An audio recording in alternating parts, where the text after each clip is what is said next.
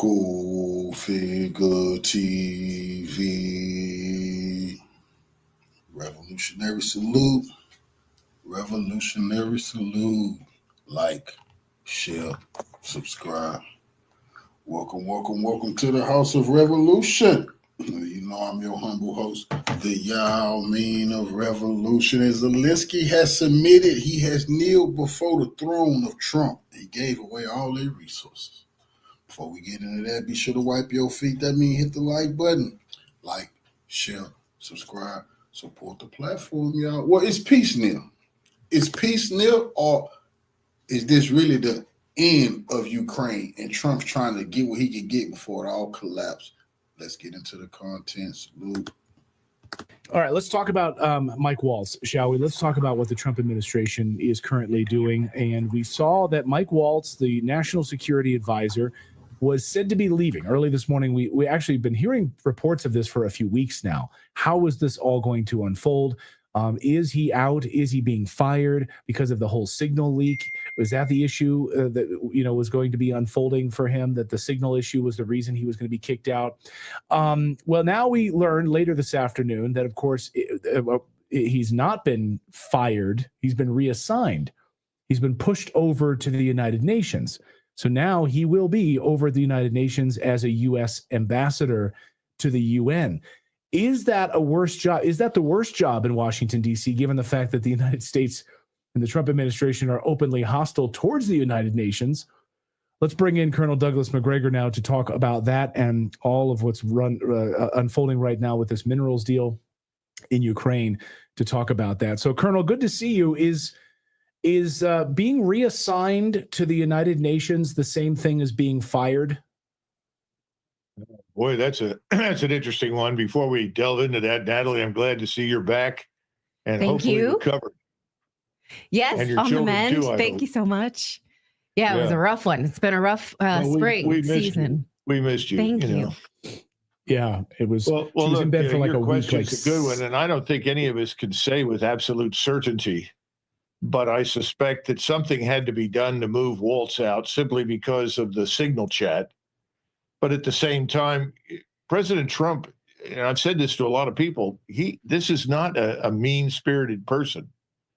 He's always treated people, even those that he fires, rather considerately. I mean, he's been very considerate and pleasant. So, all I can say is moving him to the UN, I think, is a spot where normally we send people like Nikki Haley. It's not an influential position from our standpoint. And the only thing he's got to do is always stand up for Israel and essentially attack China and Russia and Iran. And that's his predisposition anyway, so he's ideally suited to the job. Now, what do you think are the things, though, that were objectionable about Waltz? Because it seems to most of us that he was leading the charge to follow Israel into a war with Iran. And there are many people inside the Trump cabinet who seem to be resistant to that. So do you think that is the straw that broke the camel's back? No, because I don't see many people in the cabinet who are opposed to going to war with Iran. I mean, who specifically has stood up and said, no, this is a bad idea? As far as I know, only Tulsi Gabbard. We've heard J.D. Vance J.D. Vance has said not that he's against it, but that we should be cautious and pause and reconsider, which is fine. Right. And then Radcliffe, who's over at the CIA, has run silent, but he's a well-known advocate for attacking Iran and supporting whatever Mr. Netanyahu wants. So I don't know that there's that much resistance at all inside the cabinet. I just think someone had to take the fall for the signal chat. And given that Waltz had a connection to Goldberg, it was reasonable to move him out. Now, the problem is nothing has really changed, Natalie, and that's your basic point, because what we have now is essentially a group of people who behave like teenagers on TikTok. They just flip and flip and flip to one new thing after the other without much concern for any degree of policy coherence. And the one thing that's fundamentally missing right now is any degree of consistency or coherence to anything that President Trump is doing. And so Chris Rossini posted this a short time ago. He said, Waltz is out. That's very good. Hegseth should be next. No more wars for Israel. Chris Rossini from the Ron Paul Institute, of course. It seemed, I don't know, is Hegseth insulated from this, or does he appear to be the other shoe that's about to drop here? You know, it's difficult to tell, but I don't think he's about to leave. I think there is very little daylight in the thinking that goes on in President Trump's head and what goes on with Mr. Hegseth. I don't see any evidence that Hegseth is any less committed to the war against Iran, to building up for an insane attack on China over Taiwan, or obstructing Russia and Ukraine. I mean, there's just, I don't see any problem there as far as Hegseth and Trump are concerned. Right. One of the things he said in the last 24 hours is, we see who's funding the Houthis. We continue to fight the Houthis. So Iran, you're on the list. It's basically this. We're watching you, but we have not declared war with Iran or Yemen. And so how can he continue to, rage this campaign without any formal declaration of who our enemies are here? Well, we've been doing that certainly since the 1960s. We went into Vietnam without a declaration of war, and I haven't seen any evidence that we're about to declare war today against anyone. So the constitutional context is completely absent. I think what we have right now are a series of policies that are really not mutually enforcing. They seem to be entirely impulse driven by President Trump. You know, you take on the whole world for all intents and purposes with your tariff war. The rationale for your tariffs, the mathematics to support it, makes no sense. This is why the Japanese announced that fine, they're going to sell their products to China and do business with the Chinese. They don't need to do business with us. And I think that's the tip of the iceberg right now. Again, Mr. Trump went into that thinking, well, I'm the big enchilada. No one can get along without us. He's about to find out that's not true. The Chinese and the Japanese are doing business in their own currency anyway. So you're accelerating with the tariff war, de-dollarization. Then you move to Russia, and you have this absurd agreement that's recently been signed with Ukraine about, well, it was supposed to be about rare earths. It's actually more about oil, natural gas, and aluminum. But it includes a clause that says that part of the reciprocity, or Ukraine giving us first access to everything and anything, is military assistance. Military assistance from us.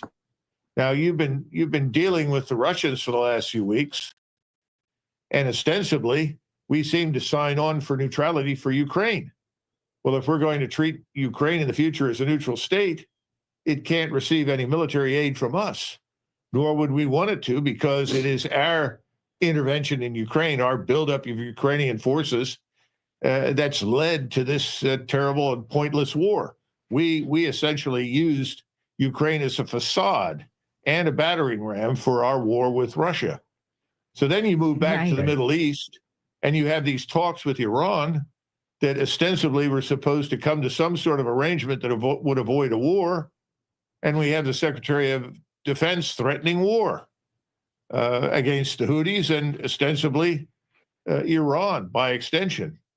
So, it's hard for people outside the United States to listen to what President Trump says, what his cabinet says, and the things that we're doing, and see any degree of coherence. In other words, we've become completely unpredictable. We act one like of the things a teenage criminal extorting his high school teacher. Well, one of the things that I saw when I watched the announcement of the minerals deal is, this is what Hillary Clinton wanted. This is exactly what the Democrats wanted. So we're going to pretend that it's some kind of victory for the Trump administration when the Biden administration was just pretending they didn't want it and doing it furtively. At the very least, President Trump is getting the minerals deal, getting the weapons deal, getting the money to rebuild Ukraine, the benefits of that investment. Trump just playing the bad guy. This is a continuation continuation of the same U.S. policy. That's what she's saying. Trump just playing the bad guy. So now everybody in Europe and the Democrats, Trump bullied Zelensky and took his stuff. That was a policy Trump just put his name on. They were already doing that and have already been doing that type of shit all over the world. But again, it's what we held the Democrats accountable for doing in secret. At the very least, he's doing it in plain sight. Well, you made a good point, Natalie, and I think it's an important one. Unfortunately, President Trump at this stage, I think, is desperate for something he can point to as a quote-unquote win. Remember, this is the man that said, I can end the war in 24 hours. This is the man that said, I can force the two to get together and make peace. He can't.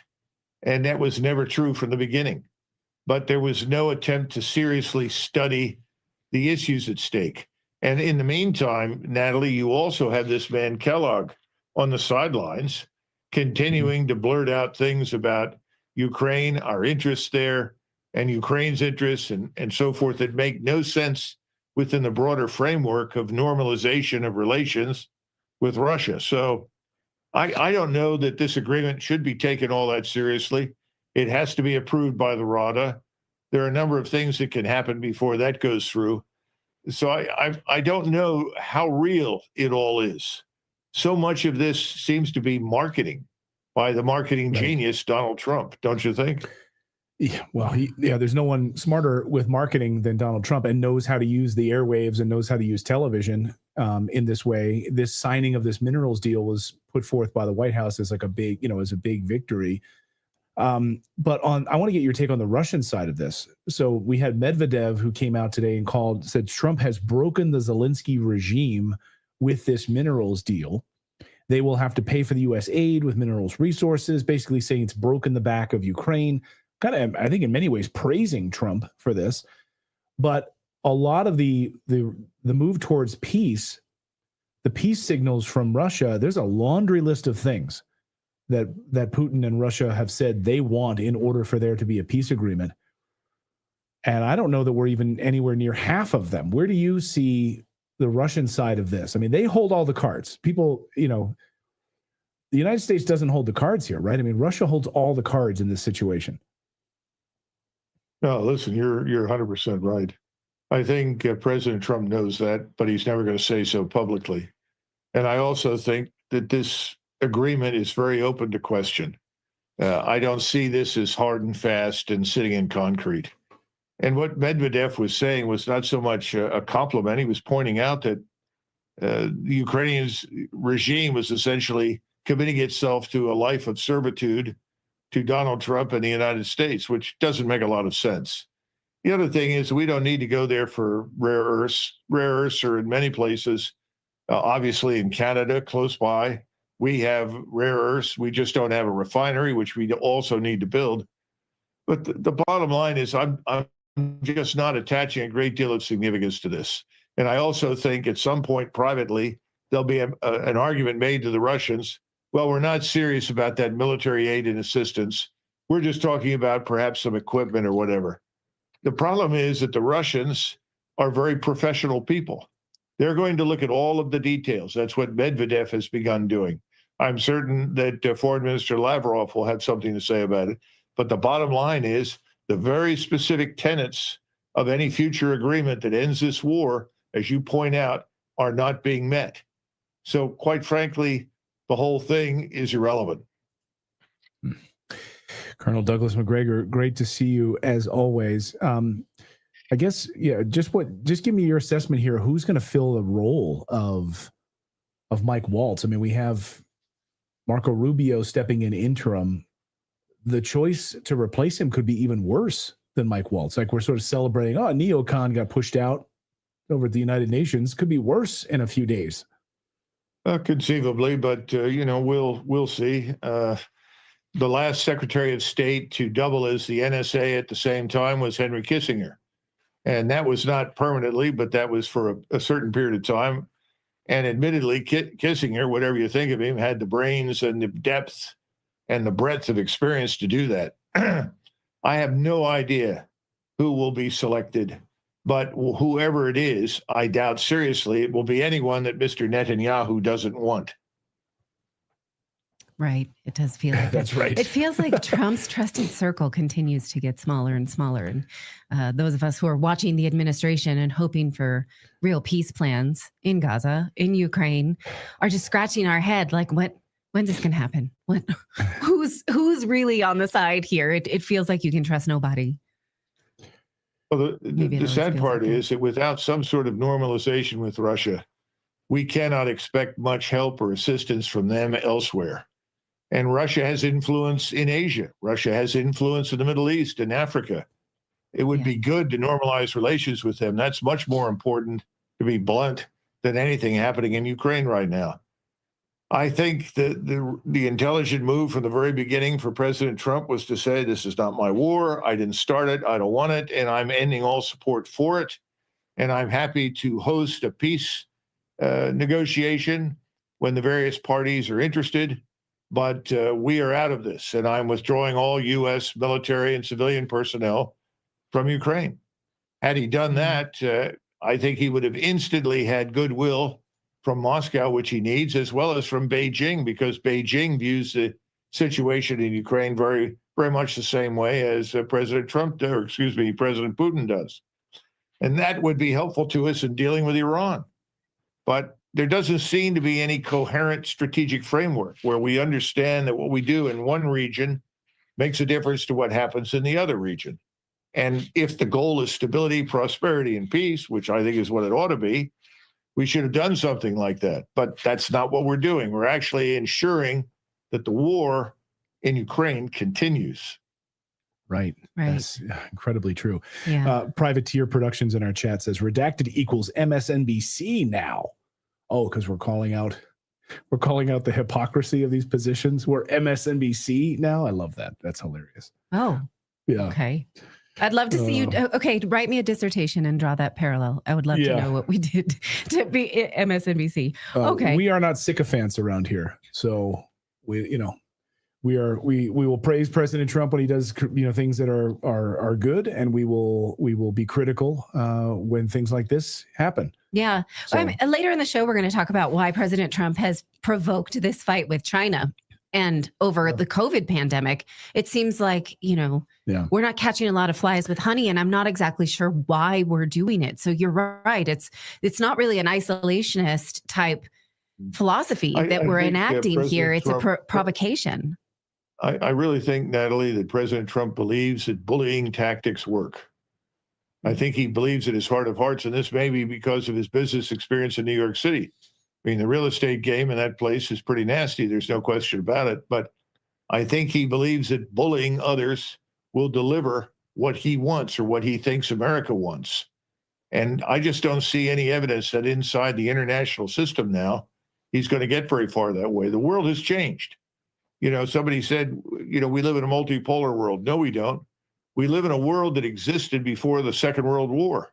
All the great nations, the civilizational states, China, Iran, Japan, everything is roaring back to health and power.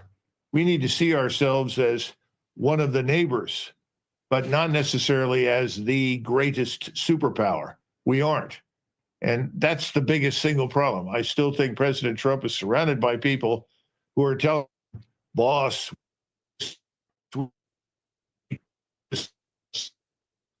would you tell them? No, that's wrong. Colonel Douglas McGregor, always great to see you. Thank you so much for hanging out with us today and trying to digest these topics. We appreciate it. Thank you.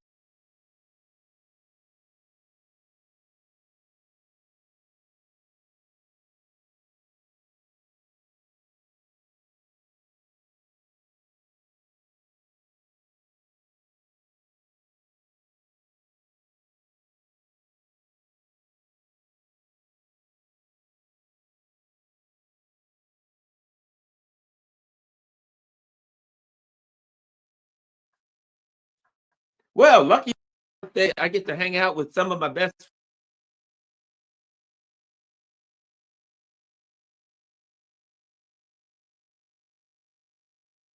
league of cynics. I get to hang out with Mark Sleboda, and I get to learn the finer points of cynicism. Mark Sleboda, welcome back. Oh! I just rolled my eyes so hard I heard it. Sorry. Garland, thanks for having me. It's always an honor and a pleasure to be on the show. And you did not tell me, I did not know that it was your birthday. So congratulations. What are you, like 38 or something? Roughly. Like that? I am so old that when I was in high school, they just told us to write down what we did every day because nothing had really happened yet in history class. So, I literally made history. So, should we break out some scotch or some bourbon? I don't know. We got to have vodka. We got to have kvass or peach soda, I'm thinking, since you're in Moscow. Well, I got a pear soda, I think you mean. Oh, pear soda. Why did I say peach soda? I got iced tea. That pear soda is good stuff. Anyway, and we must have our pancakes made from buckwheat flour. That's a must. They do that. I do like buckwheat flour for baking. I make a mean cinnamon cookie with buckwheat flour. It's really good. I mean, like enough cinnamon to choke a horse. Yep. What is it about buckwheat flour that's different? Do you know? It's the taste and the texture is a little more earthy, a little richer, I would say, right? That's what I would go for. It's not, you wouldn't want to use it for everything, right. but I like it. But then again, I like buckwheat, and a lot of Americans seem not to. In Russian, it's grichka. Okay. And I like it. I like it as like a garnier with with gravy or something like that. It's quite nice. Awesome. All right, let's get rolling. Let's start here, Mark. They're using this term that doesn't necessarily apply to what's going on here. A mineral deal. The Ukraine mineral deal. I don't think this is a mineral deal. In fact, I think it's a pile of, you know what I mean. But anyway, talk to me, Mark, your evaluation of the latest iteration of the mineral deal that's been signed. Yeah. Okay. So first of all, anyway, go ahead. Yeah. So, I mean, the details are still emerging, right? The Ukrainian minister, I believe it was the economics minister that signed it, a woman. She put out some details in making a statement that she had signed it, but that was not all the details. The one thing we do know is that this is not actually a final detail. One of the things included in the notes is there's still a lot of things that need to be negotiated. Another detail that she put out is that it has to be approved by a vote in the Ukrainian parliament, the Rada, and I would presume in the U.S. Congress as well. It's being spun as a mineral deal. It's not what it is, right? First of all, so this is a statement of intent. This is not a deal, right? The details on several things, including pricing and other things, they still have to be worked out. And what it is more of an economic colonization statement of intent. By doing this, Ukraine is sacrificing a great deal of its economic sovereignty going forward into infinity to the United States, right? At least whatever, and it's particularly about natural resources, right? So not just rare earths, right? First thing about rare earths, they're not actually rare.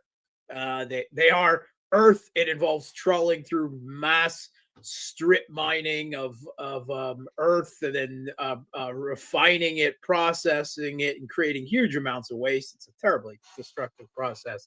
And Ukraine, of course, has none of these facilities, right? And one of the reasons why it hasn't is that these rare earths are actually not that easy to obtain and will require huge investment and probably a decade of work to even start a process. And we already know that according to the statements regarding to this, some 40% of Ukraine's rare earths are now already in Russian-controlled territory, and that will probably expand in the coming months.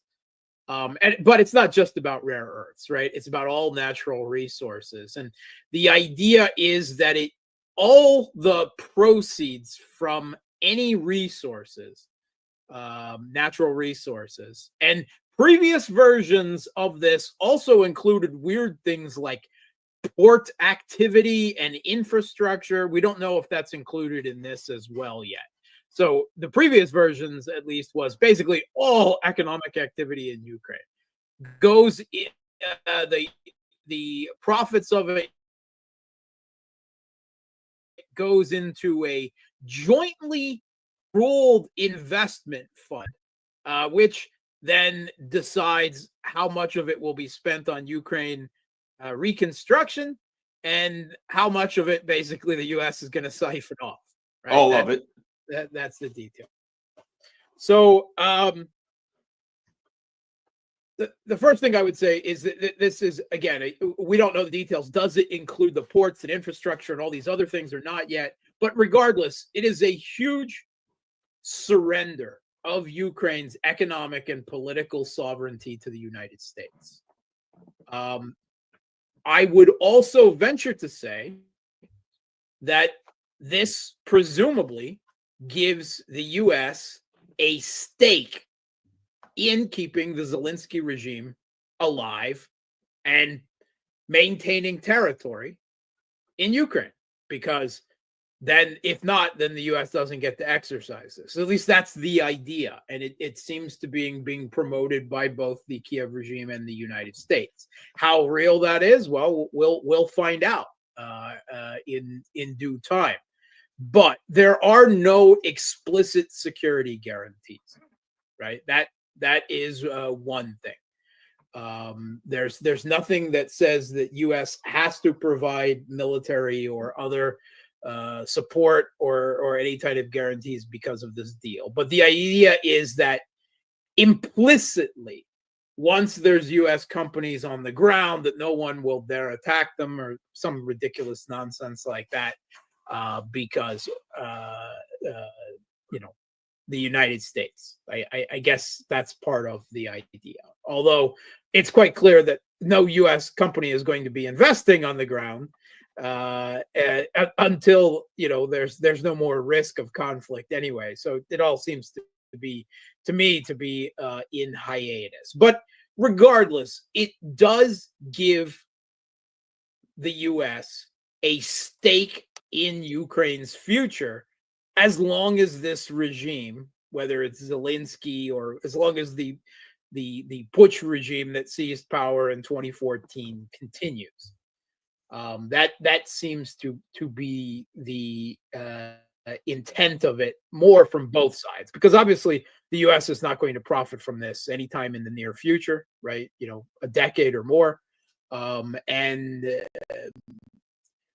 Ukraine doesn't gain anything immediately from this. Again, no U.S. company is going to be investing money and starting any type of extraction or anything like that until this conflict is over. We also, kind of, that dovetails with this, we had Trump making comments over the past couple of days. One, he was pointing out that if Ukraine doesn't come to terms with Russia soon, then Russia will take the whole country. That was pointed out by Trump. Right now, it's no longer that they will lose more territory or something, and he said in short time. Right? He which seems to,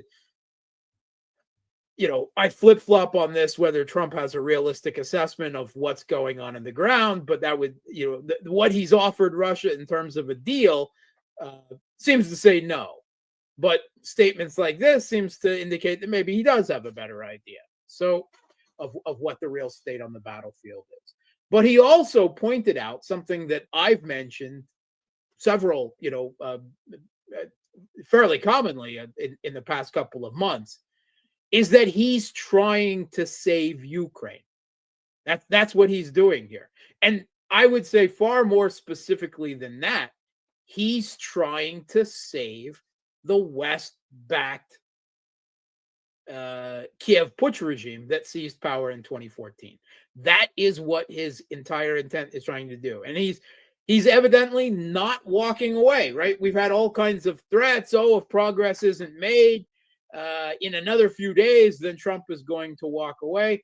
And we heard J.D. Vance in the last 24 hours come out and respond to a question about this and say, well, some progress has been made in 100 days, and we look forward to the progress that we'll make in the next 100 days, seeming to indicate that whether that was a bluff or not, that the Trump administration may be reconsidering now, and the option of Trump just throwing up his hands and walking away from it seems to be going the other way, right? That is, again, it's all about how many signals, because the Trump administration seems to change its mind on any given topic, several times a week. But right now, that seems to be indication. And just as after this resources deal was signed or initialed or whatever it is, right? Again, it's not enforced. It's not a final treaty. It has to be approved by the Rada and other things. But after, at least this framework agreement was signed, the Kiev Post is reporting that the Trump administration has allowed the first weapons purchase by the Kiev regime of U.S. weapons to go through, right? Previously, it was not allowing the Kiev regime to buy weapons. Last week, or just about a week ago, the Kiev regime made a request to buy $15 billion worth of Patriot systems. And the U.S. really doesn't have them to spare anyway, so that at least not that the Pentagon is willing to part with anymore for the U.S.'s own defensive purposes. And so that was denied. And there was, at least up until this deal was signed, the Trump administration was sending signals that it had no intention of allowing the Kiev regime to buy, not much less give them any weapons or any new weapons packages, but that they were preventing weapons sales from going forward. Now that the deal has been signed, we have at least some outlets reporting that the Trump administration has now, shall we say, unblocked the tap. And now the Kiev regime and presumably the Europeans will at least will now be able to buy weapons. And so what all of this tells me, I see several data points, and I see the Trump administration seems to be turning away from the idea of walking away.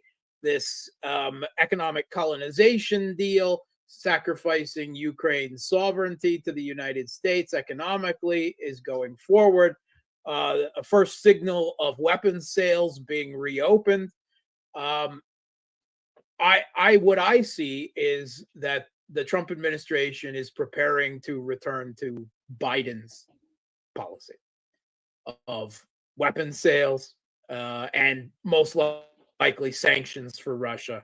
We've heard several renewed threats about that from the Trump administration in the week. They're not willing to accept Russian terms, and it appears that they've got enough interest now, or they've made the decision not to walk away. That seems to be where they are at the moment, at least.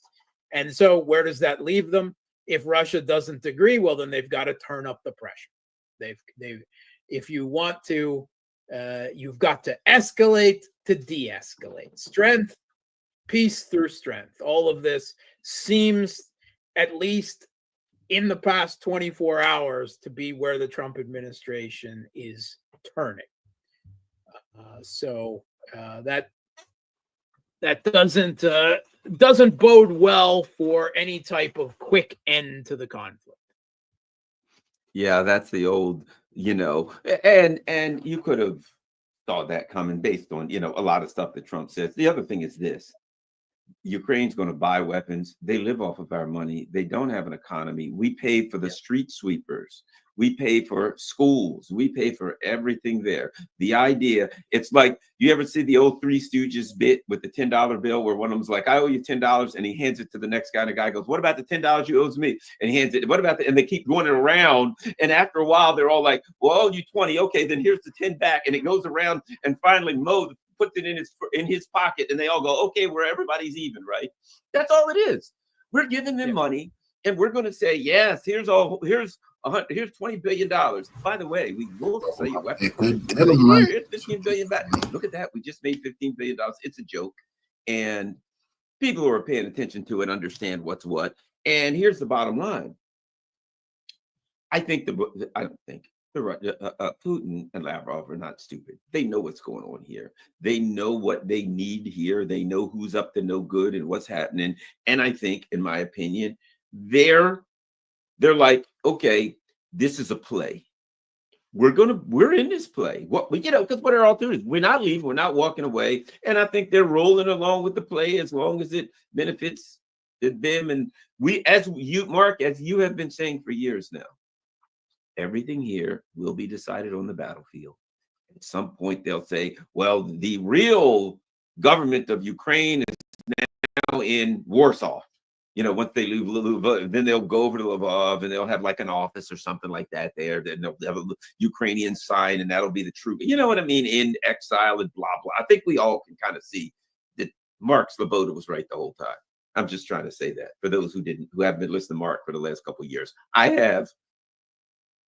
I thought that, and I always say I don't do hope, but I was hoping for some type of quicker and less, shall we say, renewed cold hot war ending to the conflict than that. I did allow myself to hope, but it doesn't seem to be the direction at the moment. Certainly, all the Kremlin is preparing to go on major offensives everywhere, all across the country.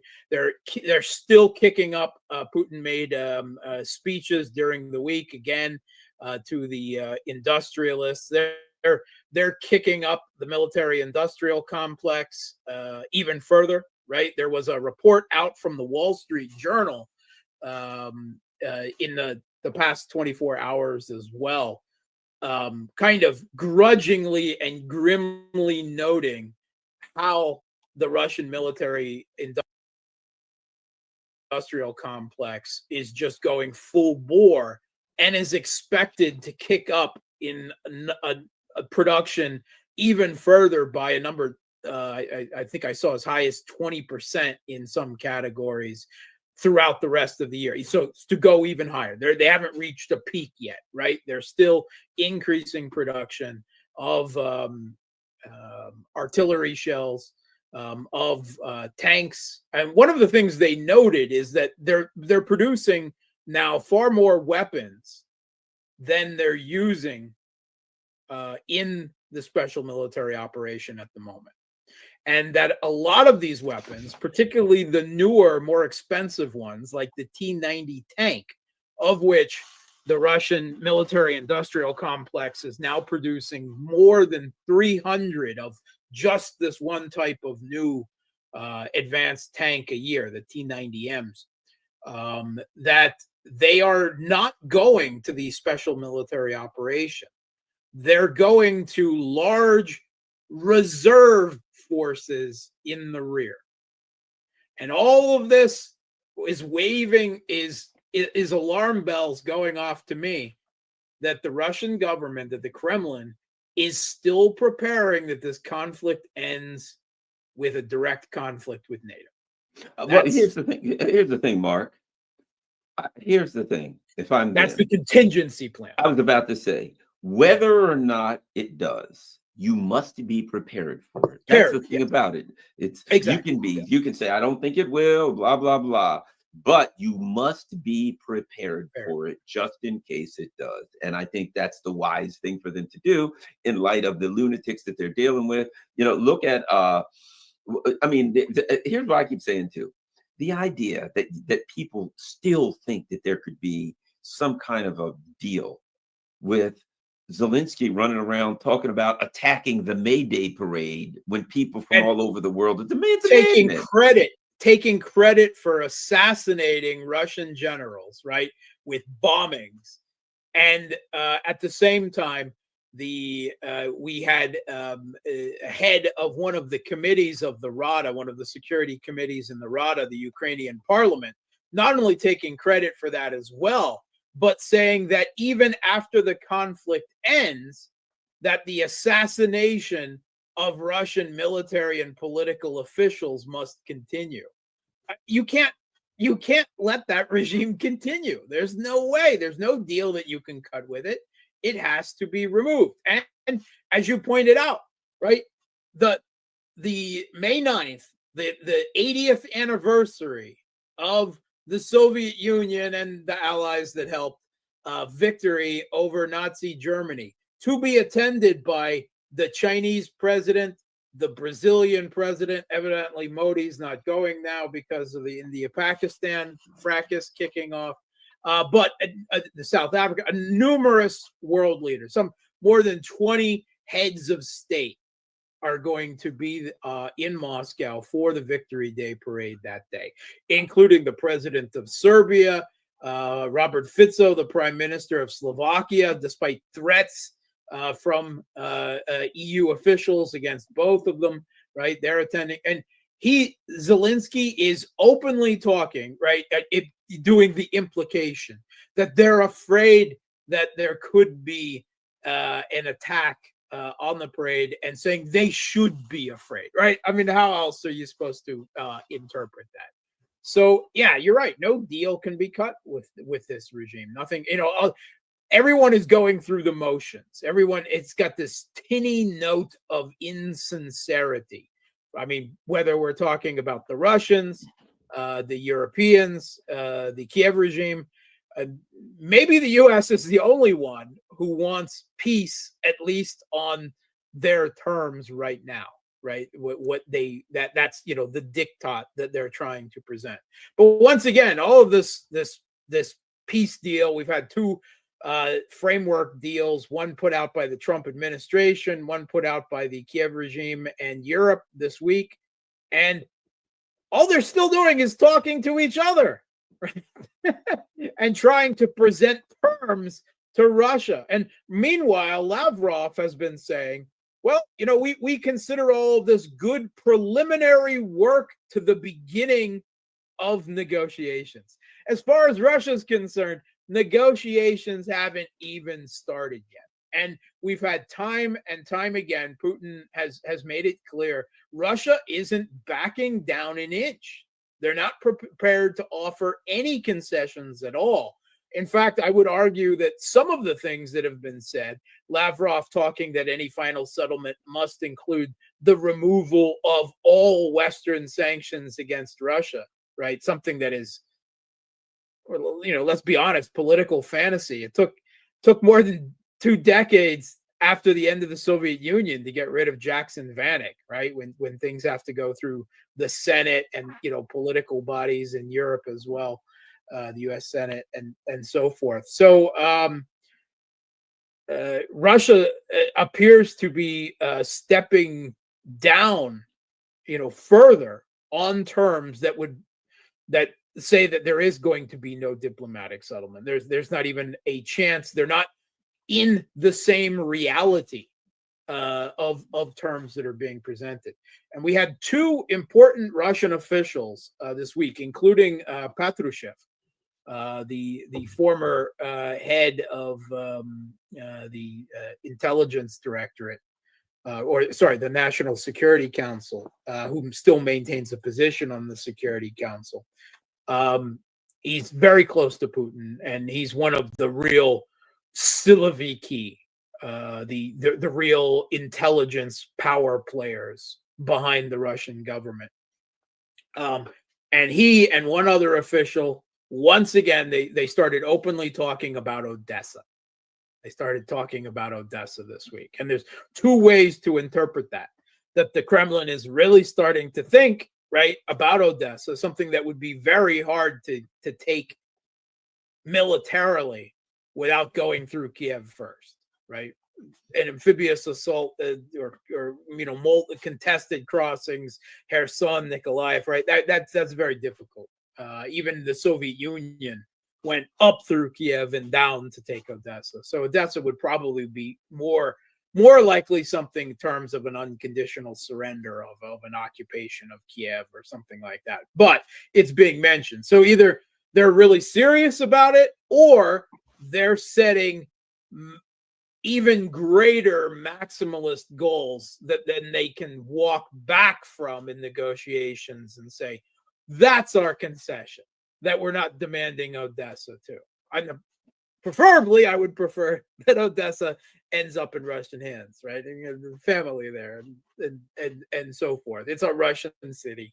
It was founded by Catherine the Great. It has nothing historically. The majority of the people there, Russian speaking, Russian leaning, right? It should, right? But that is the most difficult, right? That is, if you're talking about low hanging fruit, Odessa is the highest hanging fruit, right? That's the one furthest and most difficult way to take. And it has to be said that the West is really hot about that too.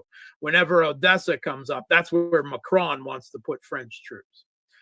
Meanwhile, we also had a report out now that all of this talk of this coalition of the willing nonsense about putting NATO troops on the ground in the event of a ceasefire, supposedly, that Starmer and Macron have been pushing for the last month has gone completely up in smoke.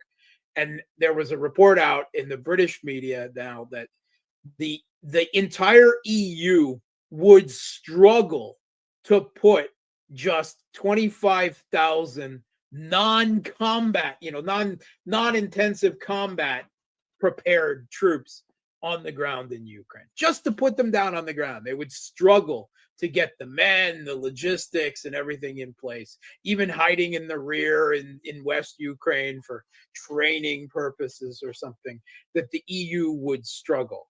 And as was pointed out, Russia has some 800,000 troops just for the special military operation now. And there's probably more that are being held in reserve that aren't in that number, and that's on top of the still large Russian standard defensive military that is not part of the SMO troops. Right, the Russian military is now well over 1.5 million troops in total.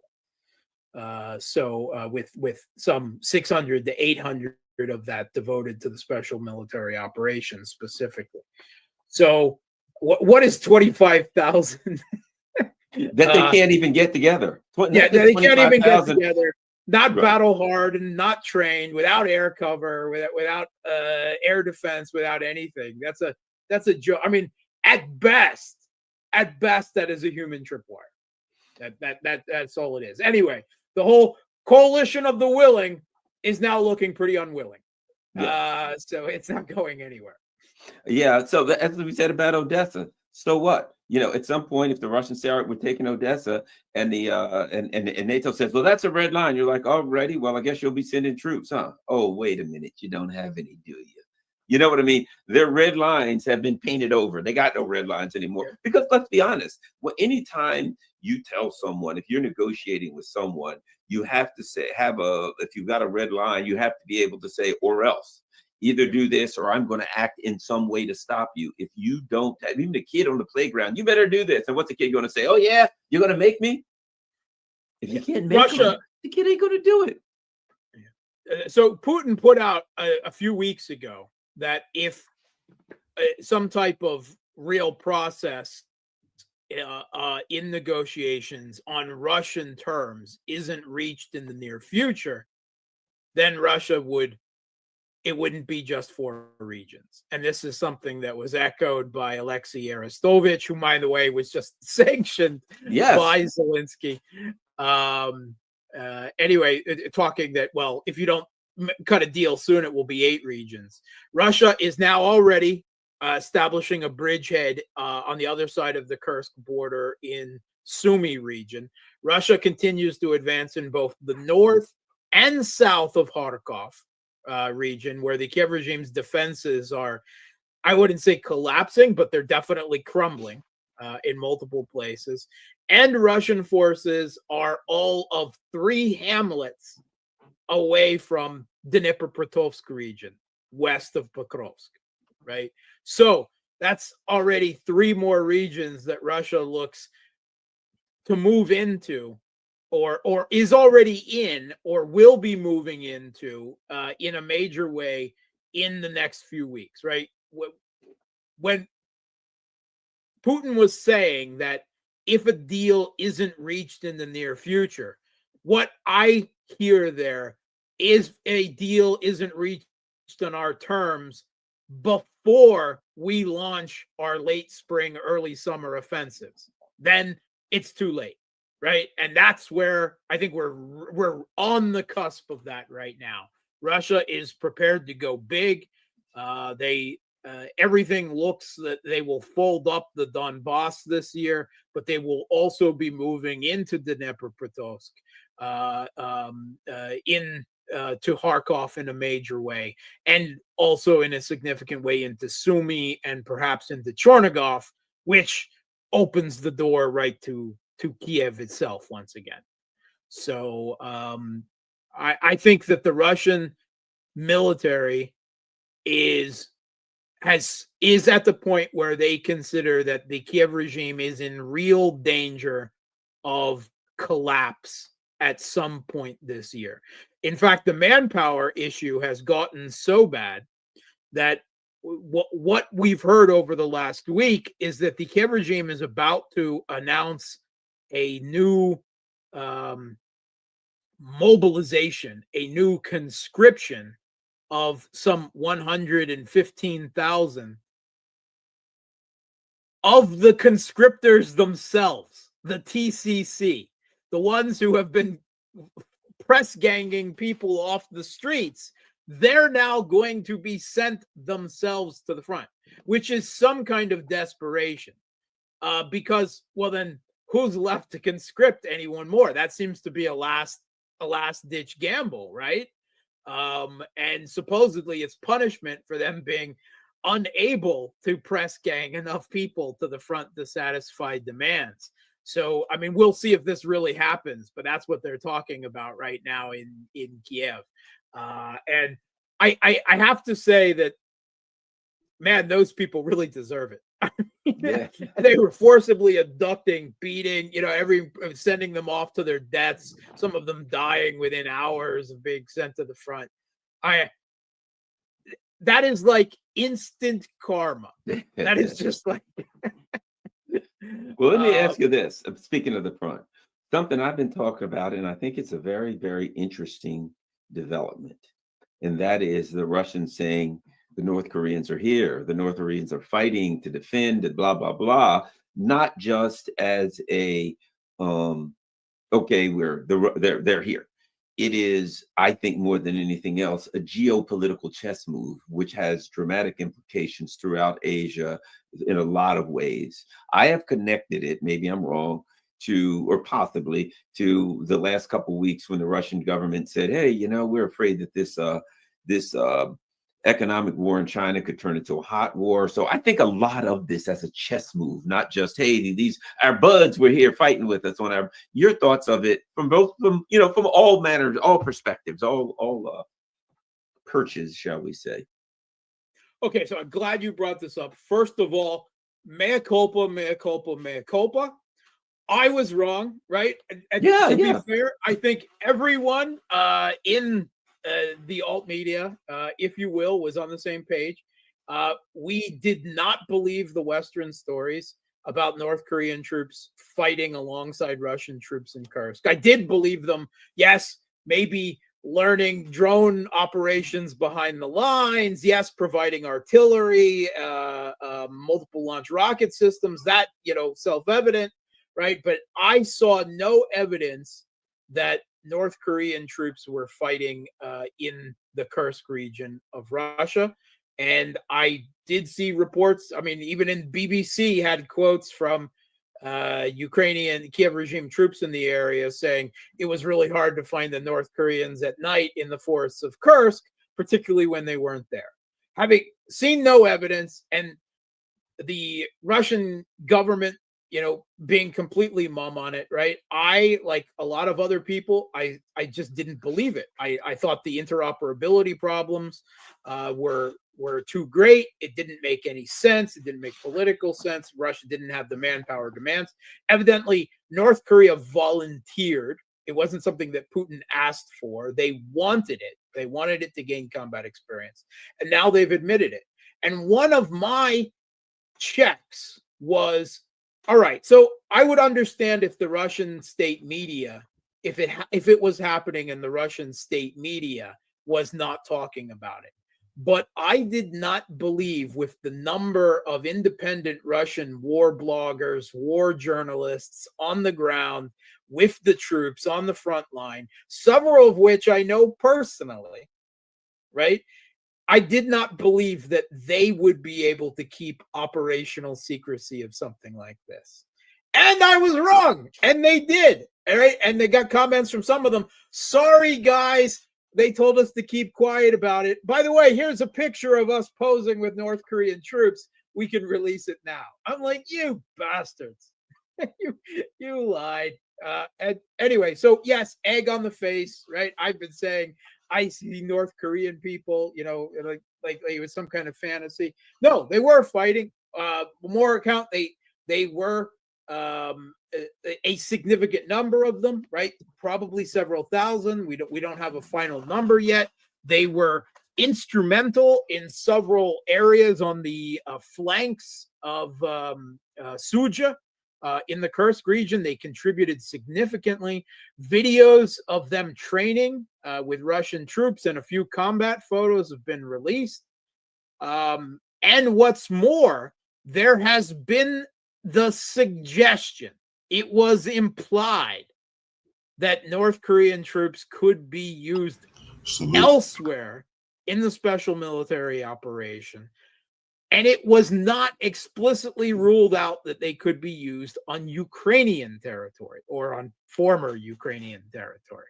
So we may not have seen the end of this. Now, in geopolitical terms, it is also huge, right? Because Russia is now obligated, right, by what has happened here to defend North Korea, right? The strategic partnership between them doesn't explicitly say you have to provide troops, right? Common defense, but this seems to indicate that's where the relationship is between them, which means that any possibility of a U.S. attack on North Korea is now, if it was already probably gone once they developed nuclear weapons, but now it's over. There is no longer a military threat from the United States to North Korea. That's gone. That alone changes. It is a huge degree of stability in the North Pacific, on the Korean Peninsula, but of course, beyond that. So let me ask you something else. Let me throw this at you. Look, and I've said this, but I get your thoughts on it. So China has already fought on North Korea soil, defending of North Korea in the 1950s. Granted, it was a while ago, but they fought there. The North Koreans have fought Russian on Russian soil now, defending Russian soil. And the wording was interesting. They defended our soil, soldier to soldier, defended the motherland. They made a point of stating it in a way that said, we're joined at the hip. You touch them, you touch us. You touch us, you touch them. If you want that fight, you got it. Okay. I do think it highly complicates the concern, the plan, maybe, as it were, to go after China, because North Korea is very close to China. They were on China's border. You got South Korea. If you want, and we all know the plan is use the Philippines, Japan, and South Korea as your local Ukraines to go after them. But the problem with South Korea now is they got to go against North Korea. And if you're Japan, And you think to yourself, Russia's probably going to have, now that they're tight, they're going to have all kind of missiles in there. Do we really want to be, targeted from North Korea? And you got to be thinking, yeah, we'll go to war with China, but if we start throwing missiles to North Korea, which is more than likely, we now got Russia, North Korea, and China, and we can't win that. We know we can't win that. We know we don't even have a chance at winning that. They don't even have a chance of winning against. They don't even have a chance against winning against China off China's own coast, right? They can't beat the Houthis. They're losing to Yemen, and they don't even have a navy. They just lost ships, MQ-9 Reapers. They're losing to a bunch of guys who are really lost an FA-18 too. They just off of a carrier this week against the Houthis. So but think about that, the idea, the concept of we're going to go after this Thucydides trap to go to war with China, which we know they can't win. But doesn't this throw a tremendous monkey wrench in that? I think it does. It adds certainly another level of complication. It's not quite Article 5 tight, right? But it extends the strength and reach of the partnerships, the Russian-Chinese partnership, the Chinese-North Korean partnership, the Russian-Iranian partnership, the Chinese-Iranian partnership, right? All of them have been very careful over the last few years to say, we don't believe in bloc politics. And my response to that was, well, you may not believe in it, but the geopolitical bloc on the other side believes in it. And you don't have a choice in the matter. And that's what I see here, right? A solidified geopolitical bloc. And increasingly, they'll realize that, in order to hang, they might need the deterrent power of, alliances that would tie, allies or partners, whatever, into direct conflict, because the U.S. is getting increasingly desperate as they see their, not just the U.S.-led Western hegemony is getting desperate as they see that hegemony slip from their grasp, and they're not yet willing to give it up in one form or the other. So that deterrent value, they've always said, we don't believe in blocks, blah, blah, blah. That's okay. Blocks don't believe, you may not believe in blocks, but the other block believes in blocks, and you don't really have a choice in the matter. And there was a really a kind of a poignant comment solidifying this, the new change in the geopolitical reality for me. A lot of you who are, I don't want to say students, but at least familiar with history, will probably be aware of the famous Russian geostrategic maxim that was uttered by, I believe, Tsar Alexander III, when he said that Russia has only two allies, its army and its navy.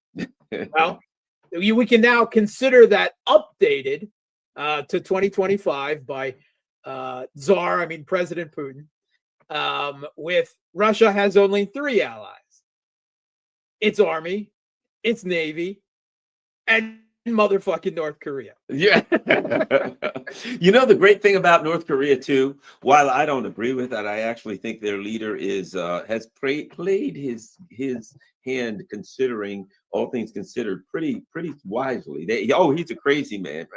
He seems like he's not as stupid as they think. But you can play the crazy man hand. So they've got to be like, we're pretending like Putin's a madman, but we're really worried if that guy over there will start throwing nukes. It's always nice to have a guy in the crowd that they're really scared of, and they think he's a little bit unhinged. Even I don't think he is, but I think he has to play that hand, and he does it well. I don't think he's unhinged at all, especially not compared to Trump. I mean, everyone, Kim Jong-un looks perfectly rational and calculating compared to Donald Trump. No, Kim Jong-un, he's a player, man. He's a player, right? He has, look where North Korea has gone in the last few years, developing a nuclear strategic deterrent, and now a military and economic alliance. The economic isolation of North Korea, it's over, right? That's never coming back, right? Yeah. At the very least, right? The idea of, sanctions that Medvedev once agreed to against, during that stupid phase of flirtation with the West, right? That Russia and China agreed with sanctions against North Korea. That's gone now, right? That's completely gone. So he's got strong economic partners, right? He's got military partners. He's got a nuclear deterrent. Kim Jong-un may be the greatest. Kim, I mean, yeah, I gotta say, he's you gotta give this guy credit for what he's been able to accomplish here. And it's a powerful alliance. I think that May 9th, will there be like a division of a battalion, a platoon of North Korean soldiers marching in the parade? I would suspect there may be. I would suspect. I know the Chinese and the Vietnamese will be there. Hell, both have troops marching. Yeah, I've already seen them practicing. I would assume that the North Koreans. It would be unthinkable. I would say, particularly after the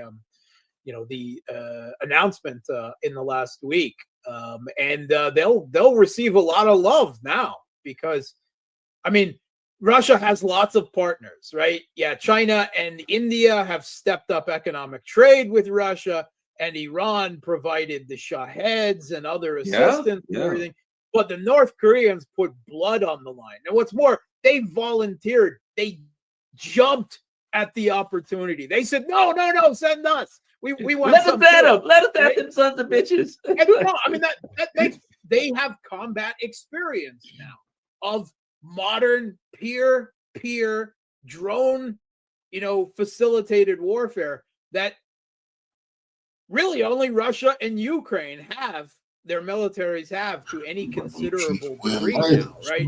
I hear constant complaints from within the U.S. military that and the Europeans that they're worried that the lessons being learned in Ukraine about the previous future warfare, now present warfare, is not being learned and integrated into U.S. and European military practice because it's still in the hands of handfuls of special forces and intelligence and military intelligence because their troops aren't on the ground, right? At least not in large numbers, right, in Ukraine. But now North Korea has that experience, right? They're learning leaps and bounds. And I was reading some details. There's some details about how they went about interoperability and everything, where the North Koreans were troops were tasked with memorizing some 25 basic military command words like cover, retreat, fire, these sorts of things. And the Russian troops, the officers that were coordinating with them also underwent emergency abbreviated North Korean lessons, and it's impressive. It's impressive having in a previous life, practically having been involved in NATO operations in Europe, right, in the U.S. military. Inter-military operations, even within NATO, after decades of interoperability, right, and joint operations, it's still a clusterfuck. I mean, the language barriers are much less the military equipment and the tactical barriers. They're very significant. So I'm quite impressed that the Russians and North Koreans were already able to operate effectively on a battlefield in close proximity together. It's I don't know if you know how big the size of North Korea's military, but I'll say this. Additionally, all this talk of the Europeans who can't get together 24,000, 25,000 soldiers on their best day, their plans for whatever it is, 2029, we've got to get together for a big war with Russia. So they got to train pretty much their entire army by 20. They got like 3 years to train, like, I don't know, 1 million people and equip them and all these kinds of things to fight Russia and in North Korea now. So now okay, we're going to go to Russia. So you got to go to Russia's border to fight them. Why do I feel like this? If Russia is the threat, why do you have to go to their border to fight them? Wouldn't they be coming at you and you'd be on the defensive? It seems to me you're advancing towards the Russian border to fight Russia, but now and North Korea, which makes things. Maybe they'll have to give themselves another 2 years to, get all the soldiers together. Yeah, all the scaremongering, of course, right? Russia's not going to invade that NATO country. I mean, it's scaremongering, right? If there is a conflict, it won't be in a NATO country, at least not to start, and it won't be in a NATO attack on Russia. It will be on the gray zone in between them. It will be in Ukraine. It will be in Moldova, right? Georgia, for the moment, seems to be off the table, or even Belarus. That is where conflict will occur. When the Europeans are talking about we'll be at war with Russia in 5 years, they mean they don't say it, but they mean in Ukraine or Moldova or one of these countries in between.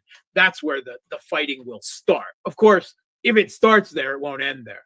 But I'm listening to all of this. I'm seeing Russia's military-industrial complex, this, alliance with North Korea bearing fruit, and North Korea's very extensive military-industrial capacity added to Russia's, right? In terms of artillery shells, in terms of multiple launch rocket systems, missiles, right? Supposedly now they all have Russian instruction and quality control in their factories.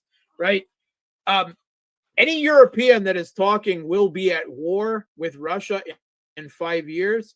You should have started getting ready for that 5 years ago, because 5 years isn't enough time for you to get ready for war with Russia.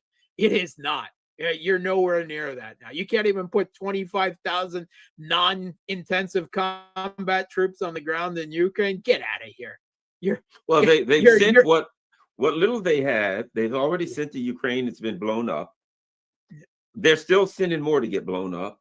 Their they military don't have the industry to build and replace. Yeah, and I saw something recently that said this was you. I think you remember I think we discussed it, where Germany said they're sending a tank brigade to the Russian border, but they don't have any tanks, and hopefully they'll have them by 2027. Hopefully. But they don't have the money to build them. They don't have the industry to build them. But I guess, hey, hope springs eternal. If the Russians decide to attack them, they can send a message over. Hey guys, can you give us a couple more years? We're waiting on our tank. Yeah. Europe is simply not in Russia's league anymore, right? Russia has the capability. They are not a warrior society, but they have the capability to go into warrior society mode, right? Societally, military industrial terms, Europeans do not have that. They do not have the willed power, the political. I mean, the European political class, they may be all willing to send somebody's sons and daughters off to combat somewhere, but their own populations are obviously not on board with this. They lack the European capacity, and without America, they're not even paper tigers, because even on paper, the British, the French military, the German military, they look pathetic. And all of this rhetoric about, Germany's going to become a military power again.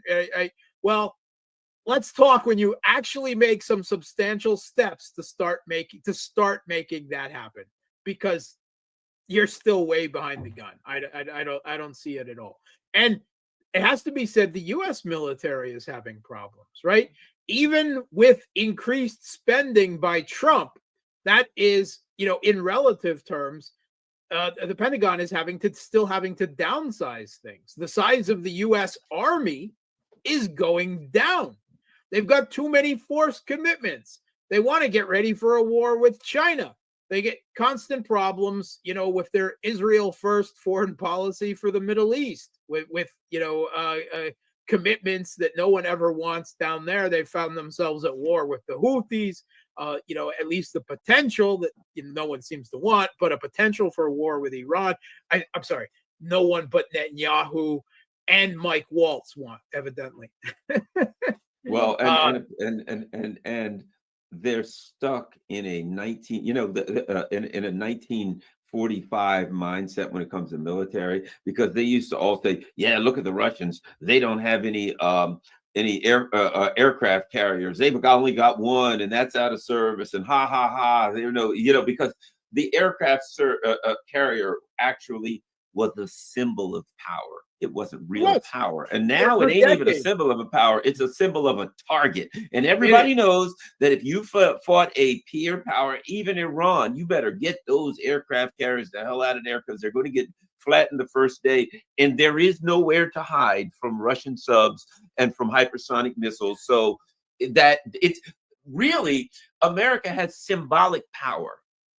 But the day one, if you go against a peer power, all 13 of them would be sunk. And anybody, I don't know much about military, but I can tell you they'd all be sunk the first day.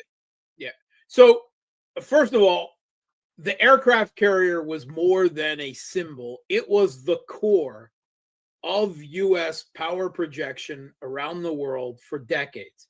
Now, that being said, they were useful for projecting power against largely third world countries, right? I mean, Iraq was, with a decrepit 1970s equipment, poorly maintained Soviet military was, the most that they had to deal with, right? Which was nothing. The way it was constituted in Iraq wasn't an effective military in the slightest. So it was useful for, as you said, but not going up against a near-peer competitor, right? It had its purpose. But Russia, they had a look at, after the fall of the Soviet Union, at their geopolitical imperatives and horizons. And that kind of power projection simply was not something they decided they needed, that the costs were too significant. Now, I'm not going to, and you're right, the way that drone warfare, underwater drone warfare,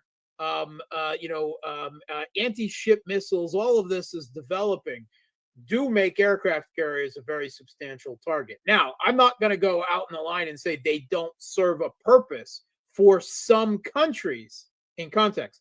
Look at China is pretty hot about building aircraft carriers right now. So, and the Chinese seems to know what they're doing for a certain context, right? But Russia doesn't need aircraft carriers, right? Russia is not going to be defending Libya off the coast of Africa from the West. I mean, that was already proven, right, back in 2011 and so forth. For certain countries in certain contexts, it makes sense. Although it's not, aircraft carriers are no longer unsinkable, even by non-peer adversaries, right? The U.S. just retreated their aircraft carrier out of the Red Sea from Houthi threats again for the second time in the last week. If the Houthis, right, of the Ansala of Yemen, which is regularly often ranked the poorest country in the world, right? That talks about the asymmetric spread of effective means of warfare, like drones, like missiles, that now anyone can present a threat to an aircraft carrier, right? So I'm not saying that they're completely useless for every country in the modern world, but they are vulnerable in a way by any potential opponent, not just near-peer adversaries, that they never have been in the past. Exactly.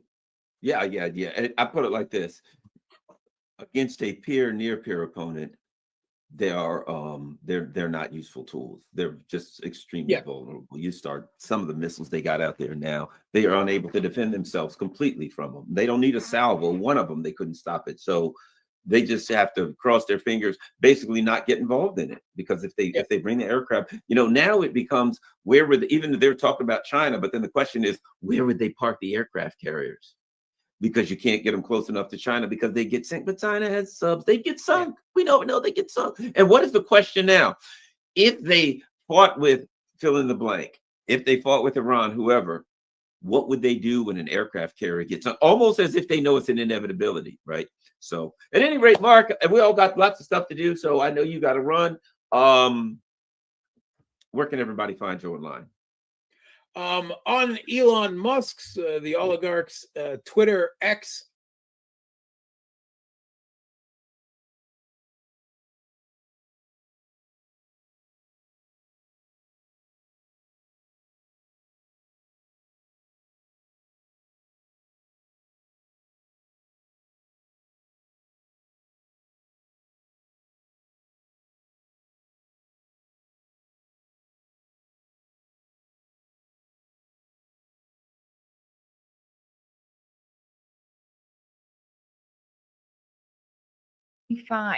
And Trump is shaking things up as it's being reported that Mike Waltz is out as his national security advisor. Now, the latest reports, which notably came out right after I just did this interview that I'm about to toss to, they're now saying that Waltz is going to be Trump's new U.S. ambassador to the UN, and that Secretary of State Marco Rubio is also going to be acting national security advisor, at least for now.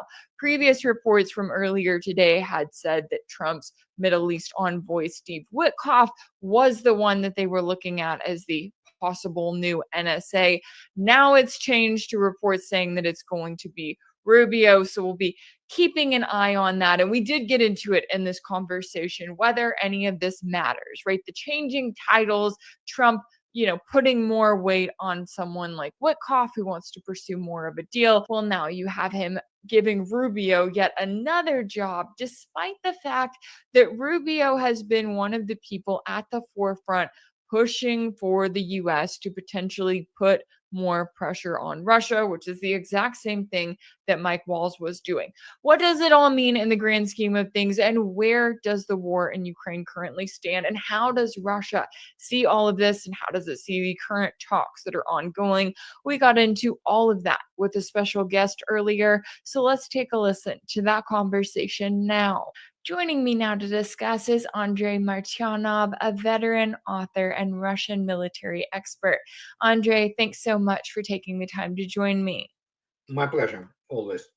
Now, I'm glad I get to talk to you today. I know that there is a lot going on, and I want to start off with the breaking news. The reports we have so far, it's not confirmed by the Trump administration yet, but saying that Mike Waltz is out as Trump's national security advisor and that he could be replaced by the current Middle East envoy, Steve Witkoff, after Waltz added the editor-in-chief of The Atlantic into a Signal chat group discussing plans to bomb Yemen.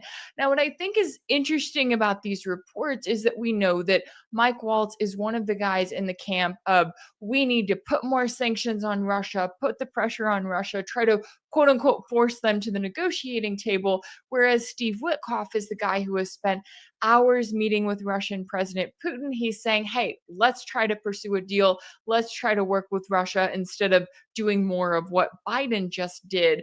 So what's your reaction to this news that Waltz could be on his way out? Absolutely natural, actually. He is, as you correctly stated, he's a warmonger. He's very militarily incompetent, despite all those credentials, like special forces and things like that. The guy is a warmonger. He's not very bright, and he is from the same cesspool of Rumsfeld, Cheney, all those warmongers, war criminals. So, and when we talk about the leaks, that's most likely. I will go out on a limb. My video, actually, which is coming up very shortly, is that he was the guy who was producing those leaks. He's in the same league as Kellogg, the person who is absolutely lost and confused about America's real status in the world. He doesn't understand modern war. And so he doesn't understand even American armed forces, essentially. So he is this, creep and, the, so to speak, neocon animal, which probably was trying to sabotage things. And he was and his people were providing those leaks, I guess, into the media. And what can I say? A good riddance, and but then again, keep in mind, this is Trump's method, or we'll say lack thereof. He creates chaos and he's not good at actually handling it. And so in many respects, we have the repetition of his first term, but yes, this time we have the steady bear type guy, Witkov, who is definitely not a moron, unlike Waltz, and he is obviously now established himself as the go between Trump and Putin in person. He's a messenger. It doesn't mean that he will be a great national security advisor, but at least he understands what is going on in Moscow to a certain degree, which Trump administration does not. If it would be up to me, of course, the first man who would be his national security advisor would be Colonel Douglas McGregor.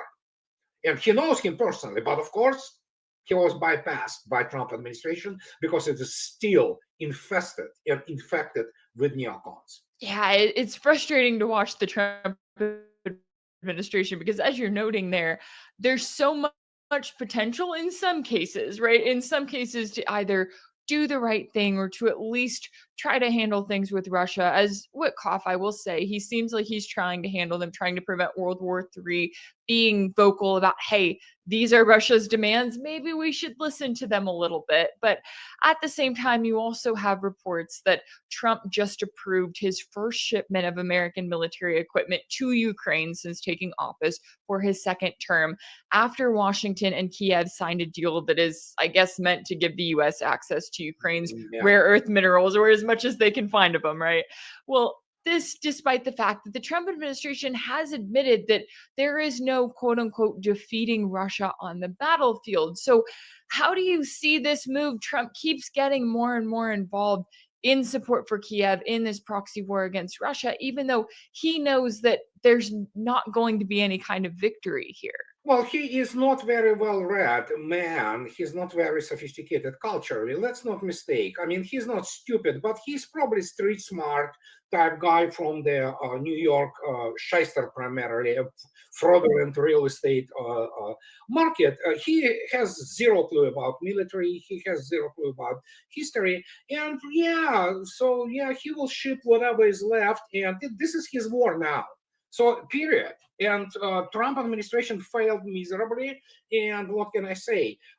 He will actually already destroyed reputation of the American military and its equipment, which is what, frankly, is utterly inferior and is not designed to fight in the modern battlefield. So, it's his war. Let him do what he does. Russians don't care. They will continue to kill as many, whatever he tries to throw at them. But again, the fact that Witkov becomes his national security advisor changes nothing, because in the end, his administration is in the huge debt for such people as Miriam Adelson and donor class. And donor class wants war, not because they are good at war. Americans are not that good at war, okay? I mean, United States military, despite the fact of them propagating themselves and selling themselves as the Obama said, finest fighting force in history. After that, Zhukov and Manstein started to spinning in their graves, after that statement. Napoleon was also really insulted. So, and you look at that, it's just like, sure, what else? So the guy proved himself absolutely impotent. Economically, it's a chaos for the United States, and I don't think he knows what he's doing.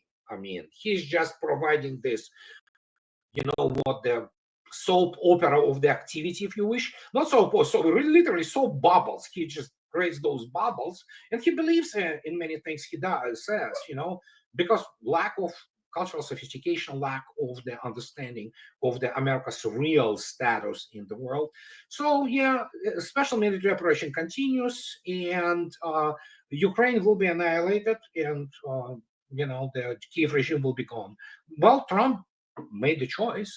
So what can I say? Yeah, this could have been, quote unquote, Biden's war. He could have done everything in his power to leave it at that. And it makes me wonder too, sometimes I don't think that he has too many people in his ear telling him the reality of things, right? He has people in his ear telling him, yeah, America's the greatest, right? We're the best. We can do whatever we want. But how many people does he have who are looking at this situation and going, hey, maybe we should take these talks with Russia a little bit more seriously, or maybe we should pull out altogether before things get a lot worse. Now, on the topic of that deal, I do want to ask you about that because, okay, so we have what is branded as a minerals deal where a portion of the proceeds will go into this newly established United States Ukraine Reconstruction Investment Fund. And now reports do say that Kiev isn't getting the quote unquote security guarantees that it wanted. But how do you view this deal? I mean, does it have any effect on the conflict or even on how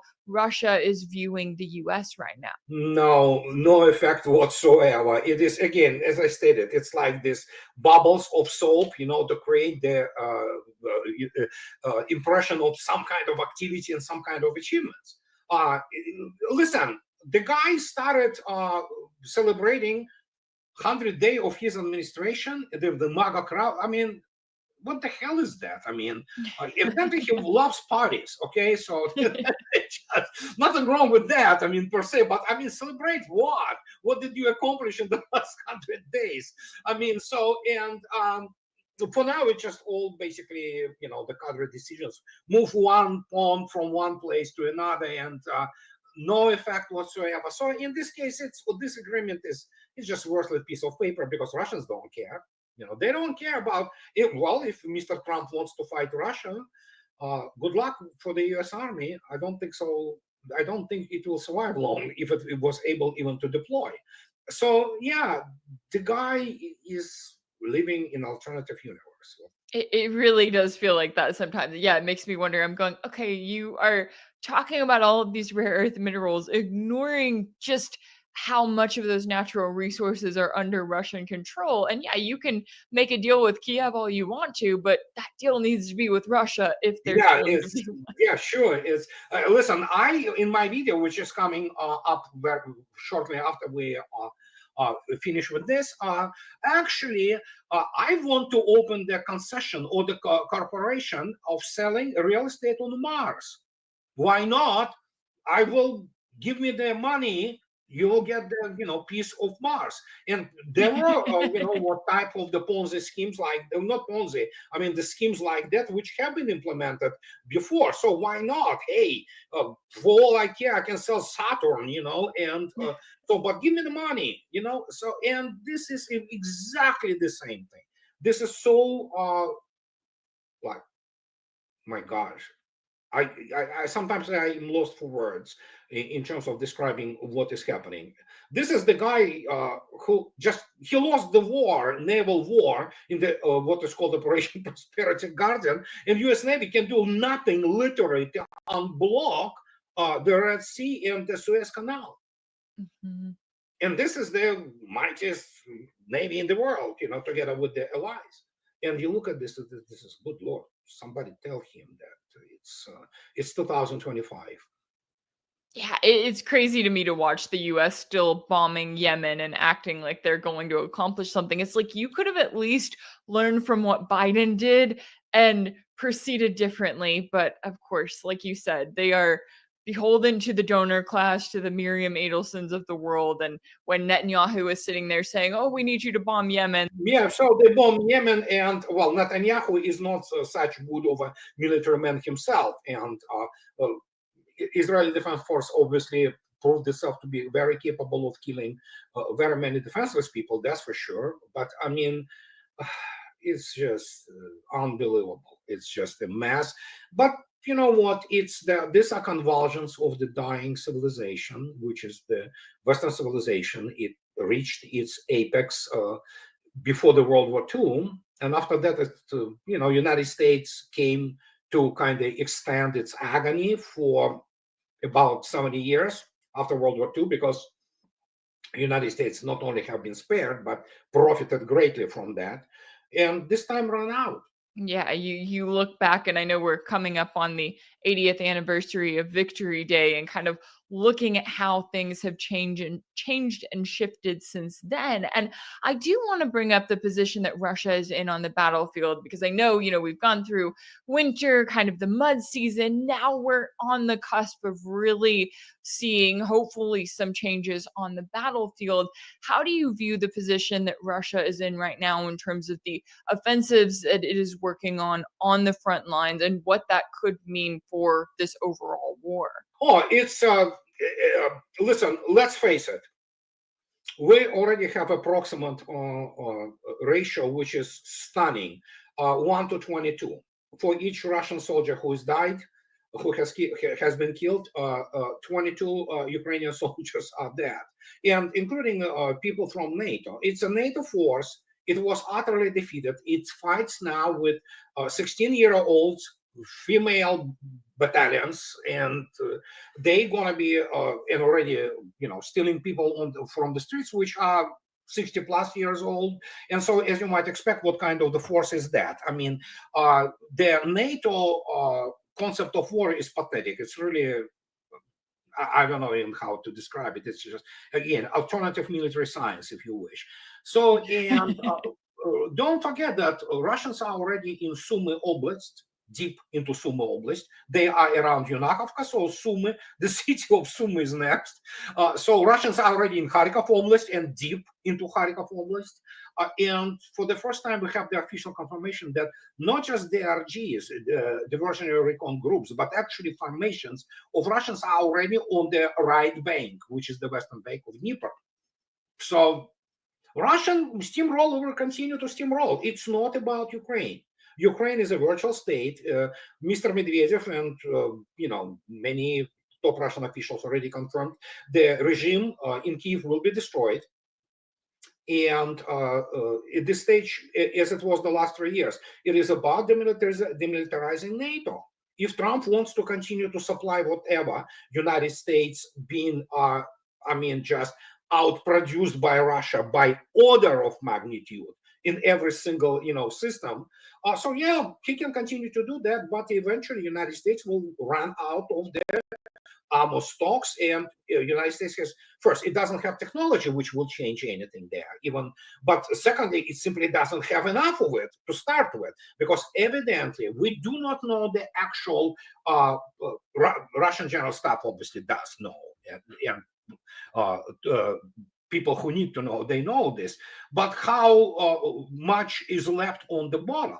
I can tell you one thing: if they can supply another 20, let's say, Patriots, guess what? They will be gone within a month. So, but the United States doesn't have those to spare anymore. So what did they have? They kind of continue to, ship all those remnants or whatever they have, and it doesn't matter. Even armor, shells. There's not much artillery left in, so you can even send shells. But the problem with them, one of the reasons why they went for the drones, because this is what they have only. They print them, 3D print them on and near the front line and launch them, because that's the only thing which is left. They don't have substantial artillery, which makes, in terms of the long-range fires, any difference. And when you look at this, like today, terrorist act against Alyashki, the village on the market, they sent 5 drones and killed civilians. This is what they do. So yeah, that's Trump administration. That he supports terrorists. That's fine. So Russia said, yeah, it's good. So we're ready. Yeah, you can always tell how Kiev, and I guess the US too, feel about the situation on the battlefield when it comes to these additional terrorist attacks that they're carrying out, because it's like none of these have any military aims. It's just about trying to bring more suffering to the Russian people. Now, when it comes to it's PR. It's PR. It's to sell this to political class. Right. And in the media to make it look like, oh, look, Kiev's doing something. And here in the West, it's interesting to me because I'll read these reports and they're complaining about the way that Russia is handling these talks, saying, oh, Russia's demands are too strict, right? Oh, they're asking for too much in order to make a deal. But when you look at the demands that Russia is making and the place that Russia currently holds in this war, and the fact that, as you're noting there, NATO isn't doing anything to change its position. It's just throwing the rest of the ammo and the rest of the different things that it has at this war currently, but it's not really learning and evolving and changing from it in the way that Russia has. So how do you look at the demands that Russia is presenting and the fact that it is actively engaging in talks while at the same time still continuing on the battlefield? Oh, it's very simple. Essentially, Lavrov reiterated, Mr. Lavrov, this is not Mr. Martyanov sitting here, inventing things, No, this is the Minister of Foreign Affairs of Russia, very close ally of Mr. Putin and permanent member of the Russian Security Council. He goes out 3 days ago in Globo in Brazil, in his interview at the BRICS summit, and he tells it as it is. It is essentially back to what December 21, 2021. I mean, and this is like, here are the root causes, deal with it. Not, well, we continue. So as simple as that. Take it or leave it. I mean, this hasn't changed. And people still do not understand. And that is why Mr. Peskov already probably, I'm actually kind of sympathetic with him, because he has to come out constantly and say, like he said this week, I believe Monday, he repeated it. He repeats it ad nauseam. Don't follow those media. Follow just primary sources. What they sell you, essentially, I'm almost quoting him, has nothing to do with reality. But then again, what is the Western journalism today? Primarily, half of them could be charged as the war criminals. I mean, there's very easy to charge. You saw yourself this stupid bimbo Brennan, whatever. She tried to play with Lavrov. Boy, she's stupid, good Lord. And not only this, stupid, as I already stated, many of them could be charged with the war crimes and crimes against humanity, because there is nothing more than Goebbelsonian machine of the propaganda, and they will sell their children for story. So when they don't have story, well, guess what? They go out and, pardon my French, pull it out of their ass, and they sell this garbage. They go out, take interviews from their imbeciles like Kellogg or this Waltz or whoever, or look for those leaks, and they don't understand basic things about military, about geopolitics, history, let alone the technology. And you have this combination of people who rush to this establishment media because it's a good pay, so, and they prostitute themselves there. And that's what they do. And as the result, you have this, as I already stated, soap opera.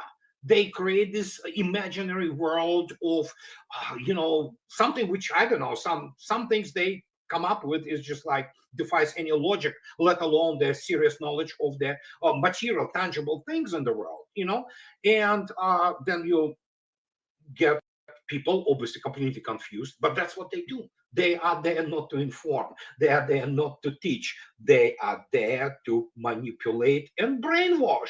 Frankly, they brainwashed. Look what happened in Spain and Portugal. They wanted their Teslas, let them enjoy it.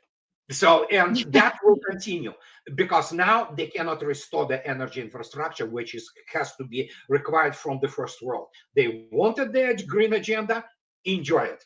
And people say, oh, you have schadenfreude. No, I don't. I emphasize with people, but you know what?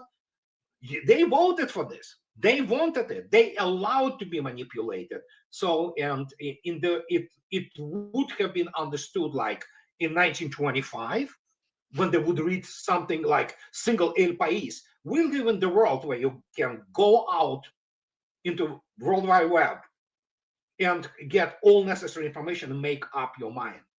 But no. Yeah. So you saw yourself what happened in Spain, and they don't have enough guts to, well, everybody knows, they admitted that. It's like with this pilot, this feminist, who killed 67 people. They wanted to make the hero out of her. Well, guess what? She defied their orders because, oh yeah, what can possibly those men know? And they told her to turn left, get the hell out of the path of the passenger plane. No, she knows better. But she killed 67 people. It's unbelievable. if that we live in the age in the combined West of the utter sheer incompetence. We have people, Mr. Trump, look at him.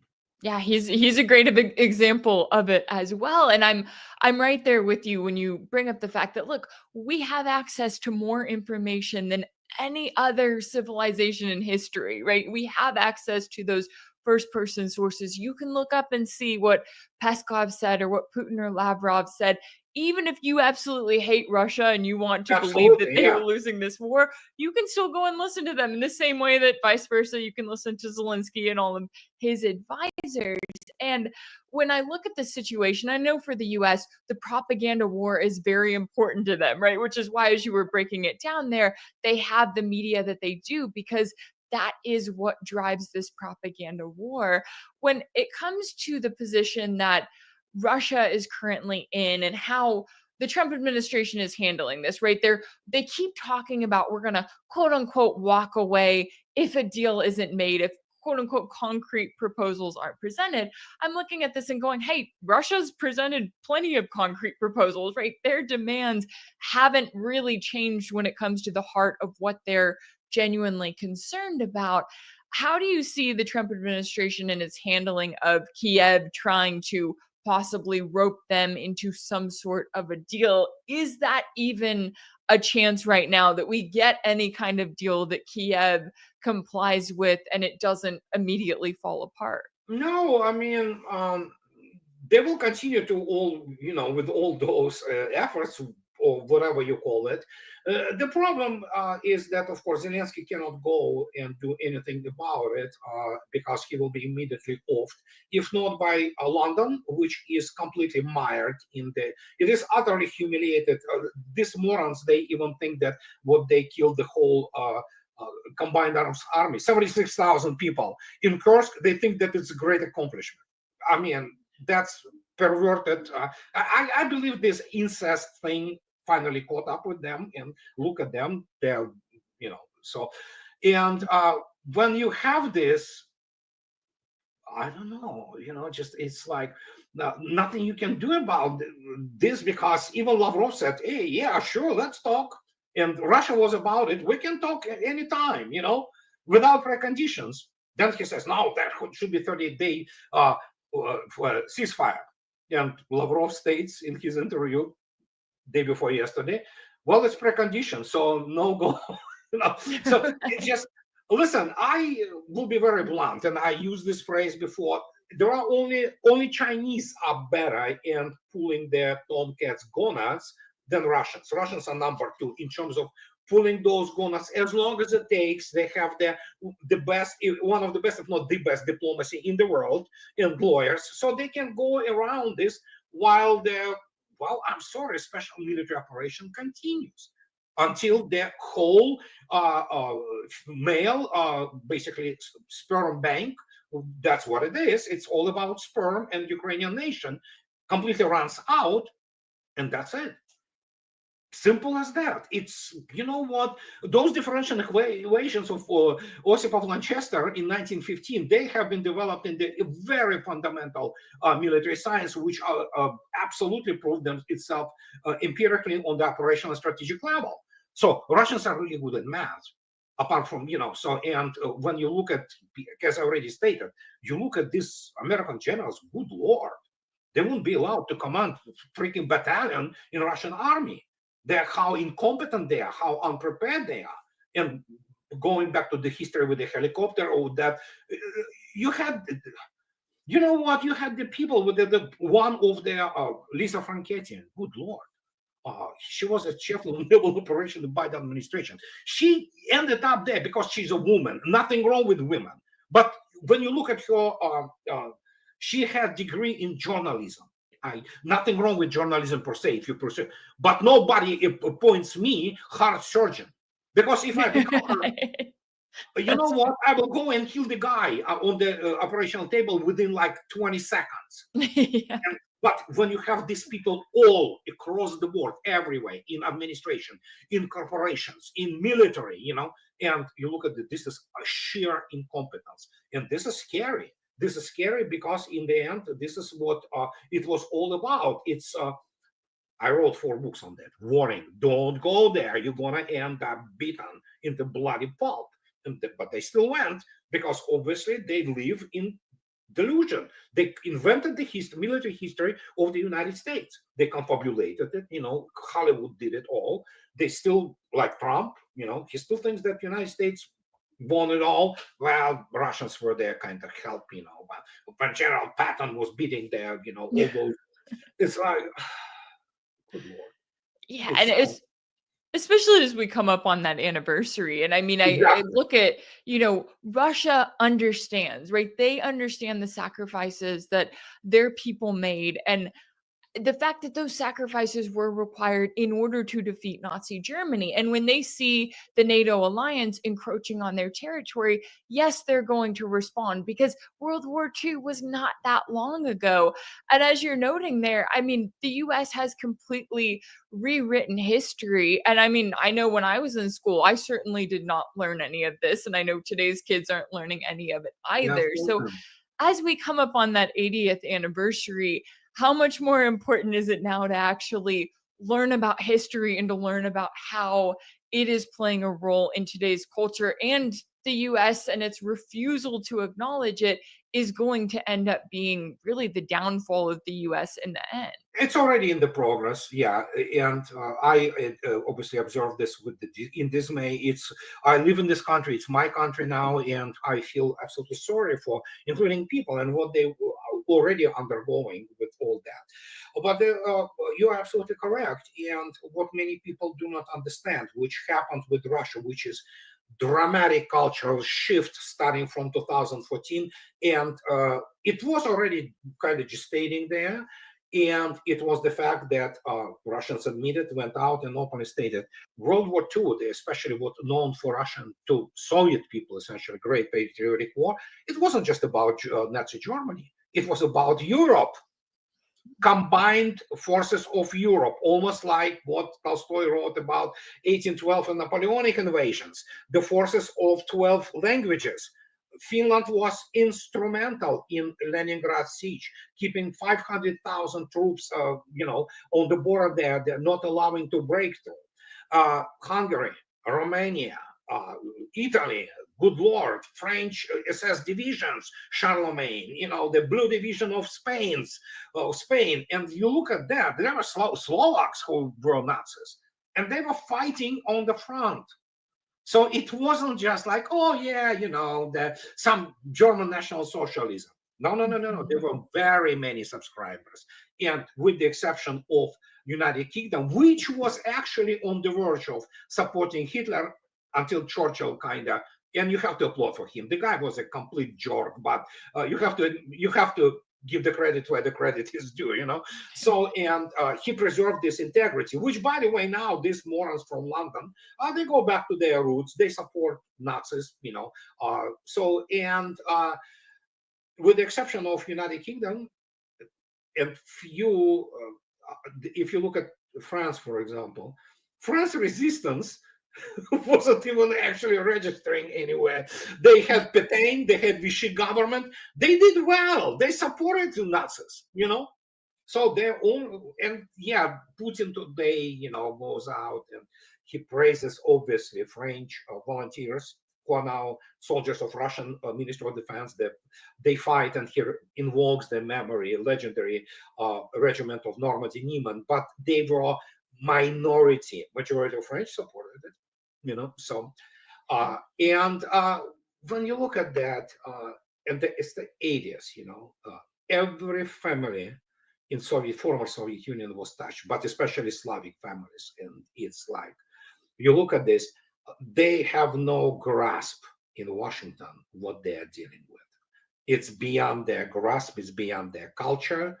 And as I am on record, and for the second decade now in a row, they don't have real Russian experts. They don't. They have all those, Trotskyists, basically neocon, basically fringes and all kinds of the BSers who sell them what they want to hear. And they call, oh, I speak Russian. Oh, I'm Russian too. They persecuted me. All my family, including my mother and father, they were killed in Gulag. How are you alive? Well, it doesn't matter, that so they sell this crap, and as the result, you have these people and they have no clue. And you look at the complete implosion of the American higher education, especially through the Ivy League. Ivy League humanities departments are just, most of it is just brainwashing. All those professors are laughable. You look at the military education, it's a joke. Let alone European military education. It's a joke. It's unbelievable. We're literally living idiocracy.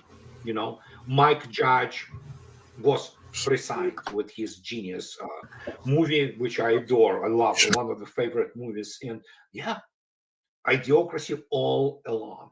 Yeah, and going back to what we were saying about having all of this information out there, it's like it should be the responsibility of everyone to learn, okay, what is the history that got us to this point, and how important is it in defining the world that we're currently living in, explaining why Russia is in the position that it's in, why it's responding the way that it is, and also to that extent, why you have a US administration that is trying to cover so much of it up and to act as though they are some third-party broker just trying to, figure out a dispute between Russia and Ukraine, and that is all that they are the ones who started it. Yeah, how can you be a broker? Yeah, it's just like, it's perverted world of smoke and mirrors, and again, the only thing they can do is verbiage.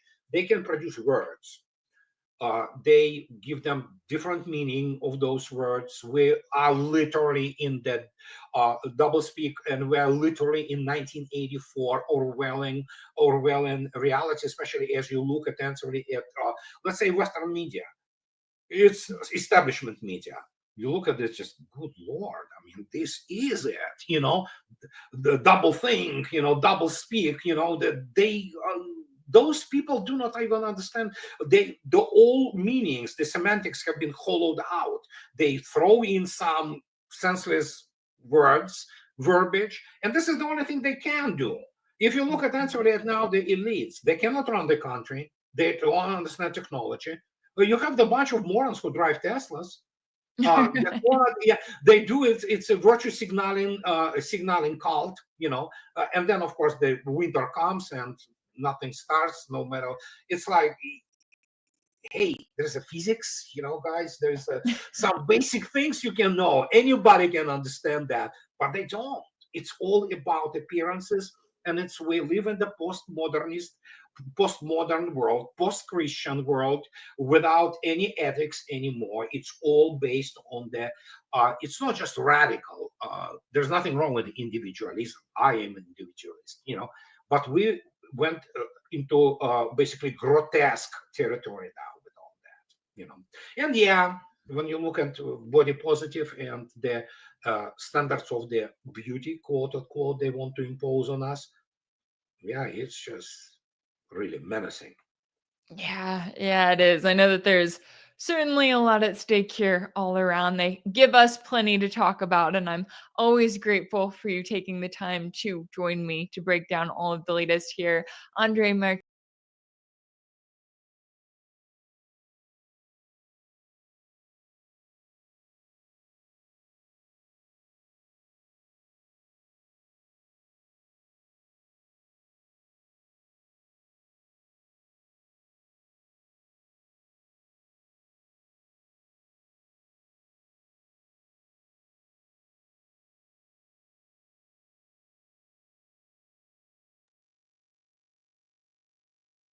We are looking at some disturbing videos, strange and odd news stories, and as always, let's go ahead and get right into today's video. We definitely have quite a few things to talk about in today's video, but I do want to go ahead and continue talking about those power outages in Spain, Portugal, and parts of France, because that news story is still very intriguing. It's still very mysterious. Matter of fact, there has been a bizarre update that another location in Europe, right before the power outages in Spain, also had issues with their power as well. And I'm trying to figure out why they chose to remain so silent until today. Matter of fact, what I find odd looking at the date of these articles, they were published 2 days ago, April 29th. And when I was using multiple search engines to look up the power outages in Europe, not once did I come across an article talking about how the United Kingdom experienced unexplained power failures hours before Spain. Now, I mean, it is very possible that any articles talking about the United Kingdom power failures may have been buried by articles talking about Spain and Portugal's power failures, but I have a lot of people from the United Kingdom that watch this channel. The United Kingdom is the second most popular location right behind the United States when it comes to this channel, and not once did I read any comments from anybody from the UK talking about they experienced any type of power loss that day. So if you are from the UK and you experience any type of power loss, any type of power failure, even if the clocks on your stove had reset, I would definitely love to know, because it feels like something is not adding up here. This is really starting to smell like, what did I say the other day? Bulldog. It's really starting to smell like bulldog. And I'm starting to think that maybe this power outage was a lot bigger than what they're letting on. Maybe it had impacted more countries. I do remember reading some comments where people were saying they were from Switzerland and they had issues with their power as well, but I couldn't find any news articles in relation to Switzerland. I did make this post here on Reddit about the United Kingdom power outages, and this person left this comment: anecdotal evidence from Scotland here, but my oven did reset its clock the night before the outage in Iberia.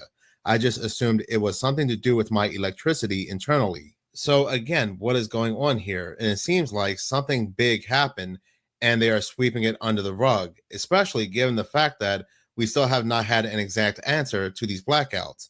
But reading this article here from The Telegraph, which was published on April 29th, is titled, Britain Hit by Unusual Power Activity Hours Before Spain Blackout. The article goes on to say that Britain's electricity grid operator is investigating unexplained power plant failures that hit the UK system hours before Spain and Portugal were plunged into blackouts.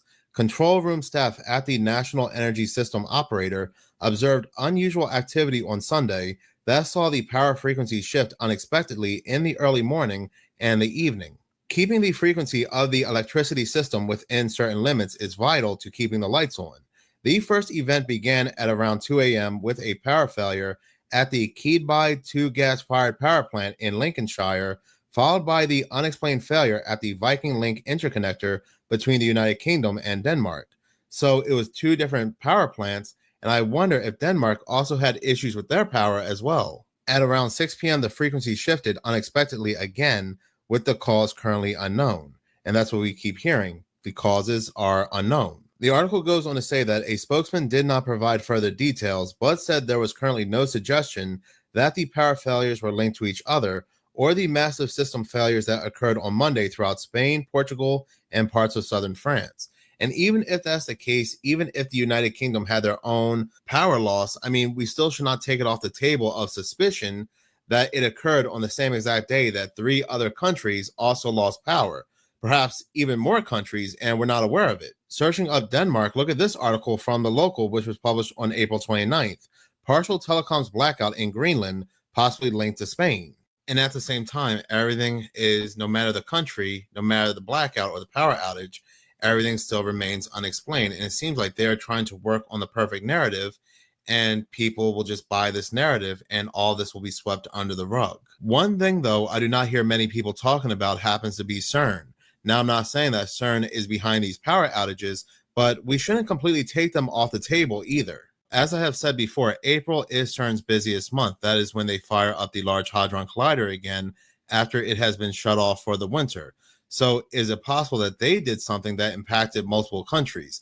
Yes, they're located in France, but they harness a lot of power. Could they have done something that caused some kind of rare atmospheric phenomenon that impacted multiple countries? There was an interesting article published by CERN on April 25th that on April 28th, the day of the outages, they would be turning off all central heating throughout CERN, and this would allow them to optimize power and to save energy.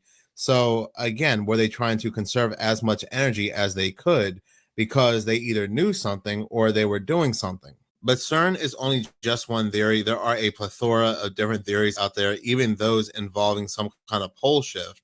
But me, in my opinion, I still think this is some kind of test run to see how certain locations, certain countries respond to when they bring the entire grid down and there's this global blackout. But again, that's just one man's opinion. They had to have known something was coming. Like, take a look at these articles published a little bit more than a month ago, like this article here from Reuters published on March 26. EU tells the public to hold 72 hours of emergency supplies. The article goes on to say that Europe should enhance stockpiling of critical equipment and encourage the public to maintain sufficient supplies for at least 72 hours in case of emergencies, the European Commission said on Wednesday. The Commission said in its new EU Preparedness Union strategy that the bloc was preparing for risk, including natural disasters, cyber attacks, and geopolitical crisis, including the possibility of armed aggression against EU countries. And then 1 month later, Europe experiences one of its worst blackouts ever. Then a couple years ago, we had the World Economic Forum running tabletop exercises when it came to a cyber pandemic. And does anybody remember Event 201 only a couple months prior to the C-19? Prepping for a technology pandemic. A worldwide drill got underway today with the goal of better preparing for the new world of major cyber attacks. Hackers these days are getting bolder and could target the systems that we rely on every single day. Senior investigator Kendra Nichols reports tonight.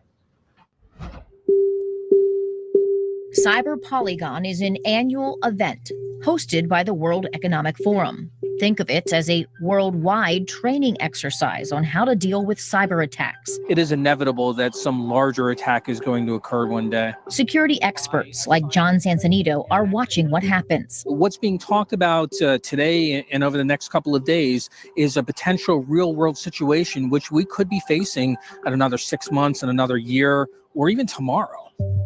This year, 200 teams from 48 countries registered for the training. Companies like IBM, Santander, and Ernst & Young are on the list. The focus of the live drill this year, a targeted supply chain attack on a corporation. Something that, if it happened in real life, would affect all of us by shutting down things like water treatment facilities, the power grid, or even the internet itself. What would you do if you couldn't access your bank accounts, if you couldn't access the internet, if your cell phone suddenly stopped working? These are the kind of things that people really do need to think through, because one day they may be facing a crisis like that. The bad guys are never stopping. Centric Bank, like all banks, is constantly fighting potential cyber attacks. Over the course of a quarter, it's in excess of 1 million. And they can pinpoint where the attempted attacks are coming from. Russia is number one, followed by the Netherlands, and then goes down the scale. But by far, Russia surpasses all the others combined. There's a silent war going on, and it's truly what it is, to keep the bad guys at bay and keep all the information safe. The Cyber Polygon event goes on for several days. They will also be talking about ransomware, which experts say leads to most of the cyber attacks. This was Klaus Schwab's speech a couple years ago when it came to a major cyber attack. The virus is just a call for action. You have also big risks, which we have alerted to in our risk report, like a cyber attack. To the frightening scenario of a comprehensive cyber attack, which would bring to a complete halt to the power supply, transportation, hospital services, our society as a whole. The COVID-19 crisis would be seen in this respect as a small disturbance in comparison to a major cyber attack. The plan has always been to destroy and to rebuild anew, cause order out of chaos while they're hiding in their underground bunkers. A cyber attack is one of the ways to bring the world to its knees, and they had already shown us through something like CrowdStrike, which is owned and operated by the World Economic Forum. Again, very ominous name. They have shown us they can bring down banking, air travel, food industry, markets, hospitals, pharmacies, all with the click of a switch. They had even shown us through Barack Obama's scripted movie, Leave the World Behind, how a global outage, a cyber attack, would shut everything down while they destroy everything. If you saw towards the end of the movie, there was a great war breaking out and they were destroying all these buildings while they hid in their underground bunkers, which was also a theme towards the end of the movie as well, underground bunkers and preparing. It may sound crazy, but this is something that was in the making for a long time, and they were dropping hints and clues throughout all their different forms of media, like The Simpsons talking about this great blackout. that Netflix show 0 Day, there are a lot of themes currently involving a major blackout, a global blackout. This also shouldn't be seen as fear mongering or mongering the fear. It should be seen as preparing, because you never know. If you can, always stay stocked up. If you can, buy an extra case of water, because you never know. You never ever know. And the theme lately seems to revolve around power outages. But talking about Event 201 and the tabletop exercise that Bill Gates hosted with the World Economic Forum a month before the C-19 had broke out, we are now getting new news, and I'm reading this from the New York Post, that China makes stunning accusation about which country should be blamed for the C-19 outbreak. Now, I don't know of any story. I don't know of any story where this meme fits perfectly. This meme fits absolutely perfectly when it comes to this news story. But anyway, the article goes on to say that China pointed its finger at the United States for originating DC-19 on Wednesday, claiming America was attempting to shift the blame after President Trump declared the disease was leaked from a Wuhan lab. The communist regime argued that substantial evidence suggested that the C-19 might have come from the United States earlier than the outbreak in China, while insisting the lab leak theory was extremely unlikely in a white paper. The article goes on to say that the United States government, instead of facing squarely its failure in response to the C-19 and reflecting on its shortcomings, has tried to shift the blame and divert people's attention by shamelessly politicizing the C-19 origins, Chinese officials complained. Now look, in my opinion, and this is just for entertainment purposes only, I have to say that for YouTube, for entertainment purposes only, does anybody honestly believe when it comes to the C-19 that this wasn't a tag team operation? Now, I strongly believe that this did indeed originate in China, but when you look into certain things that Dr. Fauci was doing, when you look into certain things that Bill Gates was doing, the World Economic Forum and their speeches and so forth, a lot of people, a lot of different countries had their hands in the cookie jar when it came to the C-19. So for China to come right out and completely shift the blame 100%, they're not innocent in this either. But there is a reason why China is now speaking out. Continue to read the article. It goes on to say that a lab-related incident involving gain-of-function research is the most likely the origin of the C-19, according to a section on the new White House webpage. Current government mechanisms for overseeing this dangerous gain-of-function research are incomplete, severely convoluted, and lack global applicability. The CIA in January said the pandemic was more likely started in a lab instead of nature after it previously couldn't reach a determination, but the agency cautioned it had low confidence and made clear that the lab origin and natural origin both remain plausible. So recently, the United States government came out and doubled down blaming China, but China in response said, no you, and pretty much gave a Uno reverse card. The article goes on to say a House panel, as well as other federal agencies like the FBI, reached similar conclusions about the lab leak theory. But China stressed in the white paper that according to a past joint study conducted with the World Health Organization, it found the C-19 was probably transmitted from bats to humans through another animal. The Chinese report, which also delved into prevention and control of the disease, additionally bashed the United States for not doing more to combat the C-19. They were quoted as saying it has severely undermined joint international efforts in the fight against the pandemic and become a weak link in global public health governance, China said. Though the country has also faced accusations, it covered up the severity of the virus in the early months.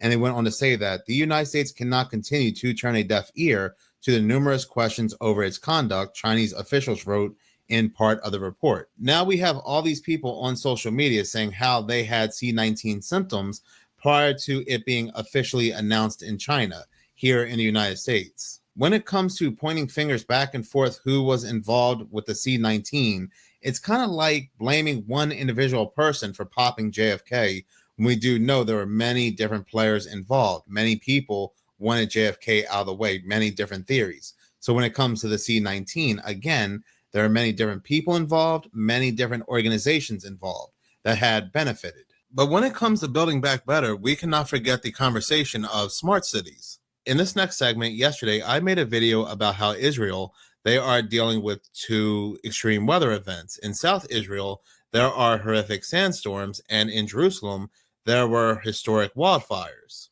There were definitely multiple different theories floating around, but one comment I kept seeing was that of a smart city. And I honestly thought Israel was safe when it comes to the precursors to a smart city, that being the quote-unquote natural weather event, which is usually fire. So the question happens to be, is Israel, more specifically Jerusalem, developing into a smart city? Well, reading right here, it says Jerusalem is actively developing into a smart city, focusing on infrastructure improvements, technology applications, and sustainable practices to enhance city services and improve quality of life. When it comes to all these locations that are either developing into smart cities or are in the smart city contest, they have all been hit by some kind of weather event. But by now, we should all know that these weather events are not natural. This is not a coincidence anymore. People do not realize when it comes to these smart cities, and I was reading the Healy My 2040 manual when it came to the Maui fires, then some of these locations where they're building these smart cities, there is a lot of old infrastructure, a lot of nature that's in the way of these smart cities, and they have to remove them. And a lot of these older infrastructures have owners that do not want to give up their lands. And again, the best way to do it is by burning it down or some other kind of weather event. I mean, just read right here, Jerusalem Gateway. This NIS $1.4 billion project aims to completely revamp the city's entrance with a focus on sustainability, including triple net zero targets for energy, water, and waste. So who knows what's blocking that location that they have to get rid of?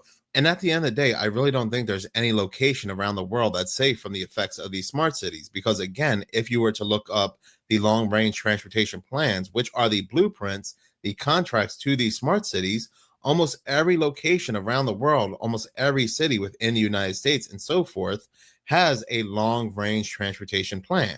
Just these locations that are being targeted first, like Myanmar, Jerusalem, the Carolinas, Los Angeles, and so forth, they are in the Smart City Challenge, or they are wanting to become a smart city first. And while Jerusalem is not officially listed as a smart city, they do go on to say that they are making significant strides into becoming one.